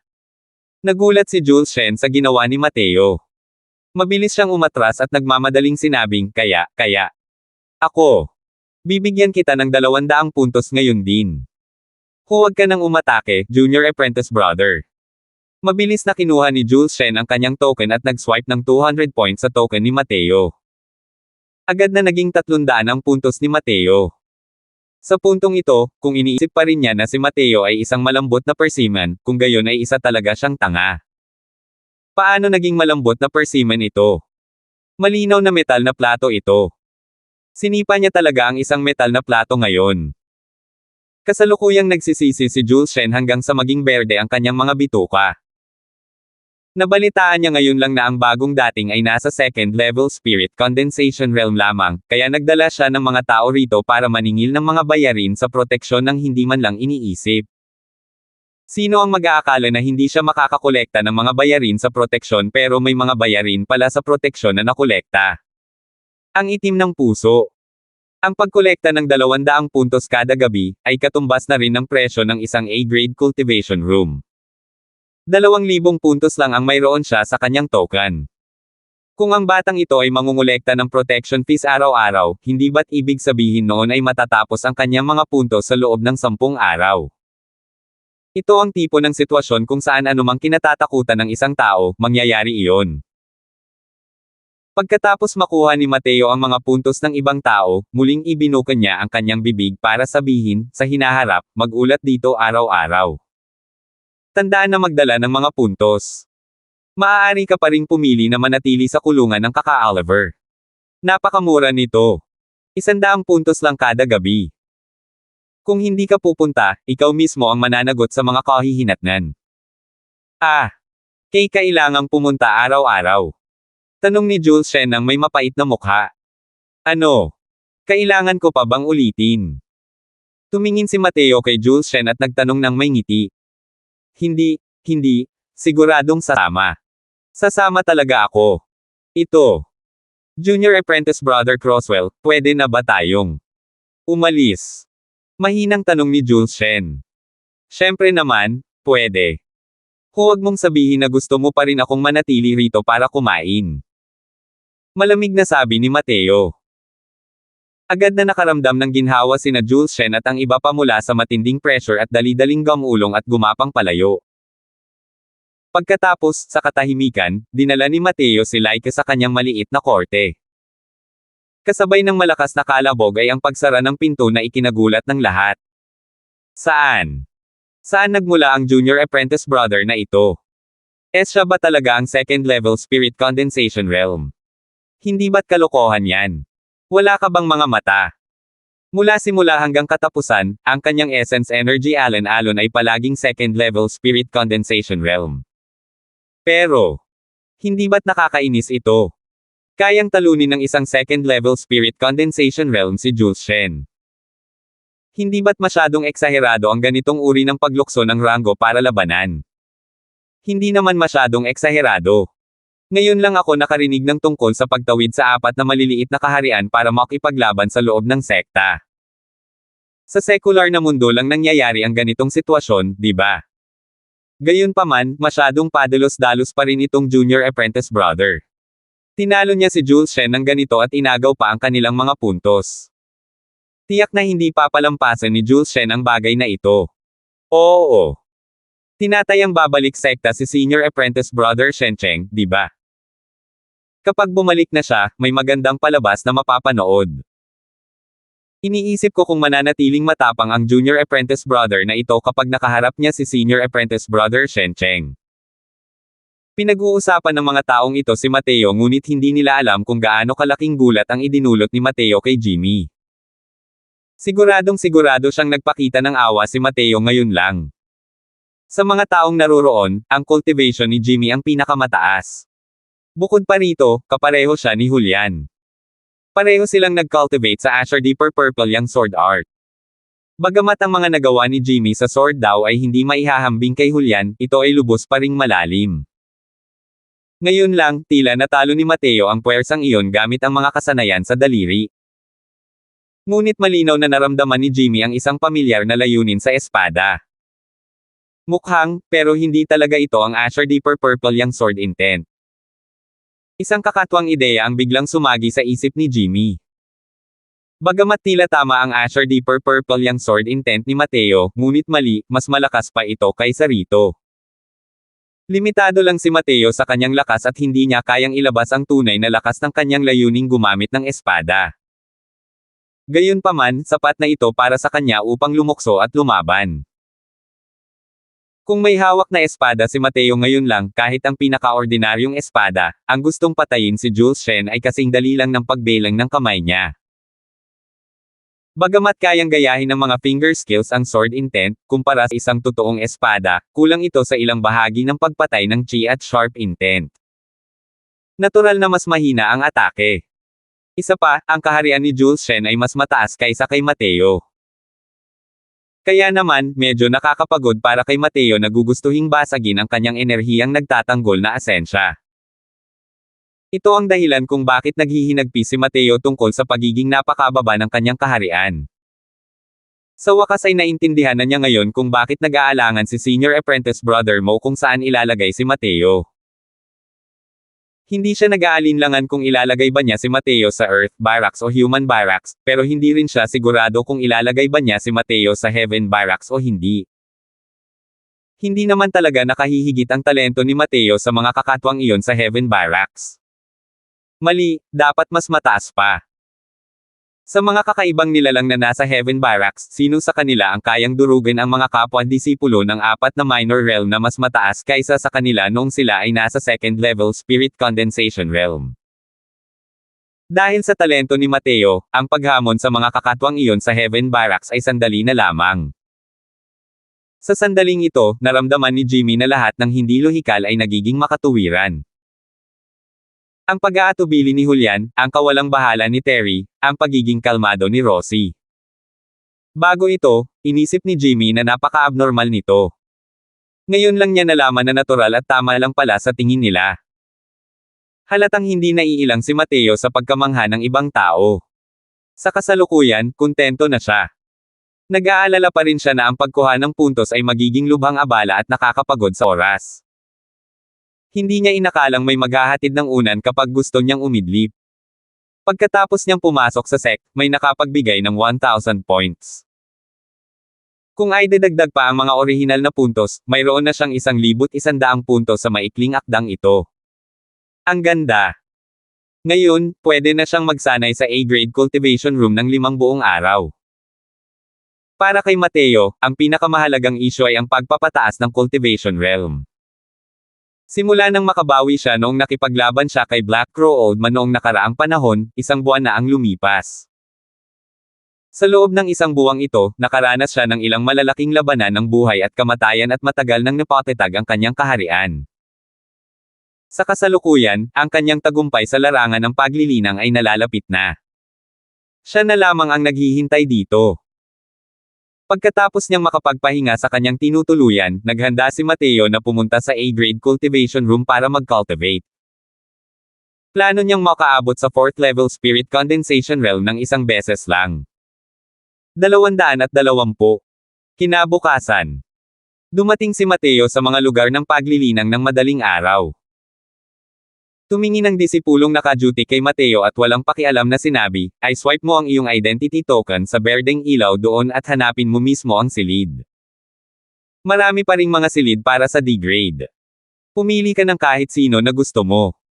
Gusto ko ng A-grade cultivation room. Hindi makapagpaliwanag si Mateo at direktang sinabi. Inakala ng disipulong iyon na mali ang narinig niya kaya nagtanong siya, ano ang sinabi mo? Sabi ko gusto ko ng A-grade cultivation room. Ulit ni Mateo. Hindi napigilan ng disipulong iyon na muling suriin si Mateo bago nagtanong ng may kuryosidad, napakarami mo bang puntos? Hindi masisisi ang disipulong ito sa pagmamaliit kay Mateo. Ang lakas ng second level spirit condensation realm ay halos kapantay ng isang disipulo ng outer sect. Para sa mga disipulo ng outer sect, ang mga puntos ay isang napakamahal na bagay. Sa madaling salita, ang mga puntos na makukuha nila ay 100 puntos lamang na ibinibigay ng sect sa simula pa lang. Hindi talaga sila makakuha ng mapagkukunan ng mga puntos. Kahit na pumunta sila para sa isang misyon ng sekta, mapipili lamang nila ang mga misyong may napakababang gantimpalang puntos. Hindi hihigit sa ilang daang puntos. At para sa mga disipulong ito ng panlabas na sekta, ang kahirapan ay hindi isang ordinaryong uri ng kabigatan. Maraming tao ang mamamatay habang isinasagawa ang mga misyon. Kahit na makakuha sila ng ilang daang puntos pagkatapos makumplito ang misyon, imposible pa rin para sa kanila na gamitin ang mga ito sa mga A-grade cultivation room. Masyado itong maluho. Kaya naman, nang unang makita ng disipulong ito na naka-duty si Mateo, napagdesisyonan niyang hindi niya kayang gumamit ng mga cultivation room na mas mataas sa C-grade. Ang mga cultivation room ay sinusuportahan lahat ng spirit gathering formations. Ang kayamanan ng enerhiya ng asensya ay mas malaki kaysa sa labas ng mundo. Ang pinakamahinang D-grade cultivation room ay doble ang dating sa labas. Ang C-grade ay 3 beses, ang B-grade ay 6, habang ang A-grade ay 10 beses. Kung pag-uusapan ng presyo, ang mga cultivation room na may A-grade ay 20 beses na mas malaki kaysa sa mga D-grade, ngunit ang epekto ay 10 beses lamang. Sa lohikal na pagsasalita, mas sulit ang mga D-grade cultivation room. Pero para sa mga martial artist, ang presyo ay hindi kinalkula ng ganito. Ang hinabol nila ay bilis. Ang 10 beses na bilis ng paglilinang ay maaaring makatipid ng napakaraming oras. Kapag ang edad ng isang martial artist ay umabot na sa isang tiyak na antas, at ang kanilang potensyal ay naubos na, gaano man sila magsikap, wala pa rin itong saysay. Para sa mga martial artist, ang oras ay paglilinang. Ang oras ay kapangyarihan. Ang oras ay katayuan. Matagal nang nasasanay si Mateo sa ganitong diskriminasyon at ayaw na niyang mag-alala pa. Diretso niyang ini-swipe ang kanyang identity token sa pulang ilaw ng 5 beses. Ang mga haligi ng ilaw ay nahahati sa pula, kahel, dilaw at berde, ang 4 na kulay na ito. Kinakatawan nila ang A, B, C, D, ang 4 na uri ng mga silid ng paglilinang ayon sa pagkakabanggit. Ang pag-swipe na ito mula kay Mateo ay direktang nagbawas ng 1,000 puntos. Bumalik siya sa panahon ng matinding kahirapan. Nagulat si Mateo sa ginawa ng disipulong iyon na kapalit niya. Ito ang unang pagkakataon na nakasaksi siya ng isang nouvorish na disipulo ng outer sect. Gusto kong gamitin ang 5 araw na cultivation room para sa A-grade. Senior Apprentice Brother, pakiayos naman po. Natulala ng ilang sandali ang disipulong naka-duty bago lumapit at nagsabing, tama lang. May isa na lang natitirang A-grade cultivation room. Ito ang sikretong susi sa cultivation room. Sa pagkakataong ito, si Mateo naman ang natigilan. Hindi niya inakalang ganito kasikat ang mga A-grade cultivation room. Isa na lang talaga ang natitira. Hindi ba't sinabi ng mga tao na napakahalaga ng mga puntos? Bakit ang daming mayayaman? Gayunpaman, wala sa mood si Mateo na mag-alala tungkol dito. Kinuha niya ang sikretong susi at papasok na sana para mag-cultivate. Sa sandaling iyon, isang matipunong lalaki ang mabilis na pumasok sa loob at sinabi sa disipulong naka-duty, gusto ko ng A-grade cultivation room, 10 araw. Tumingin ang disipulong naka-duty kay Mateo at sa matipunong lalaki bago nahihiyang nagsalita, sa Senior Apprentice Brother Dai, pasensya na po, pero ang huling A-grade cultivation room ay inupahan na ng Junior Apprentice Brother na ito. Nanlaki ang mga mata ng matipunong lalaking may malakampana at galit na tanong, Anong sabi mo? Natarante sa takot ang disipulong naka-duty at dali-daling nagsabi, Senior Apprentice Brother Dai, wala akong pakialam. Dumating itong Junior Apprentice Brother ng kaunti bago ka at naningil na ng kanyang mga puntos. Ayon sa mga patakaran.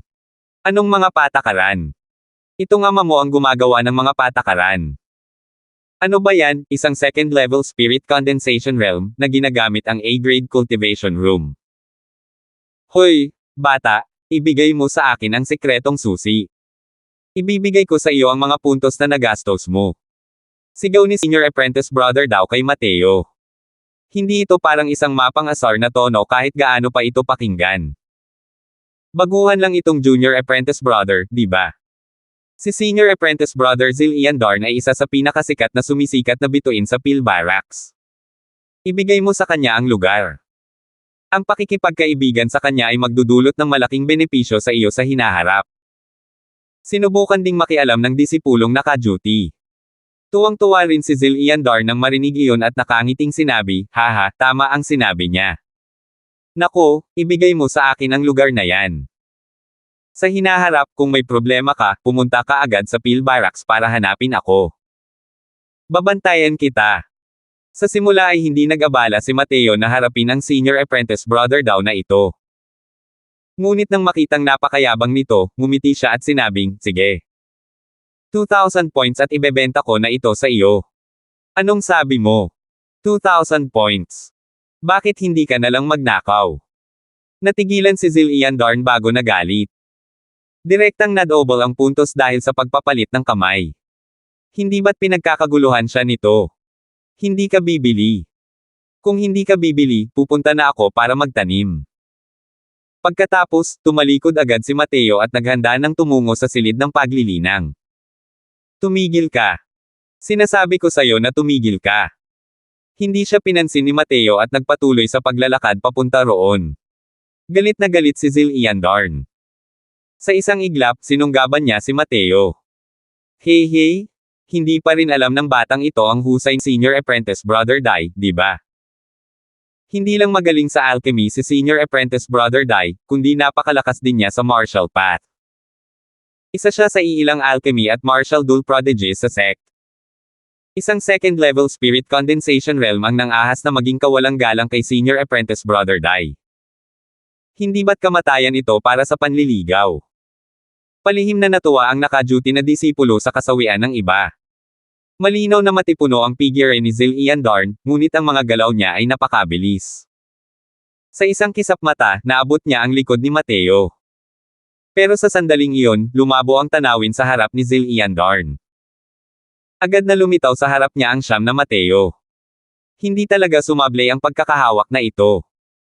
Dahil sa pagkagulat, natisod si Zil Ian Darn at muntik ng matamba sa lupa. Nang maitatag niya ang kanyang katawan at nais niyang hanapin muli si Mateo, nawala na si Mateo. Nasaan ang punk na yan? Medyo naguguluhang tanong ni Zil Ian Darn sa disipulong naka-duty. Nakakatuwa ang ekspresyon ng disipulong naka-duty. Tuwang-tuwa siyang makitang nagpapakatanga si Mateo, pero sa huli, si Zil Ian Darn ang gumanap bilang Mateo.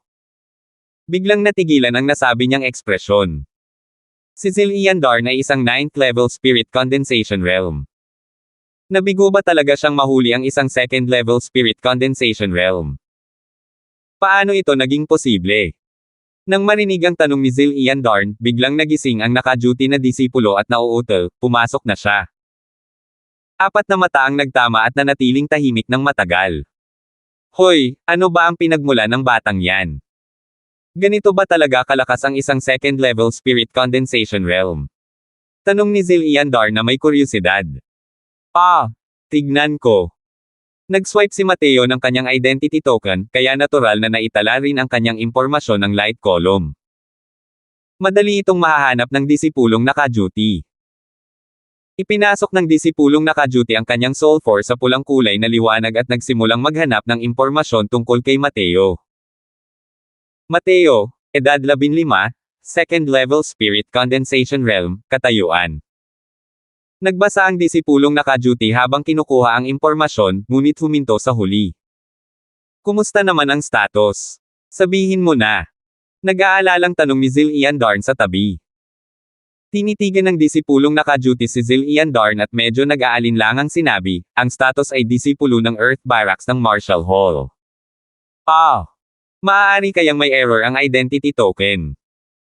Paano magiging disipulo ng Earth Barracks ang isang 2nd level spirit condensation realm? Umikot ang mga mata ni Zil Ian Darn, at sinabi niya ng may hajejek, paano naging mali? Kung hindi siya estudyante ng Earth Barracks, paano niya maiiwasan ang paghawak ko rito? Salamat po at sinamahan ninyo ako, ingat lagi mga master.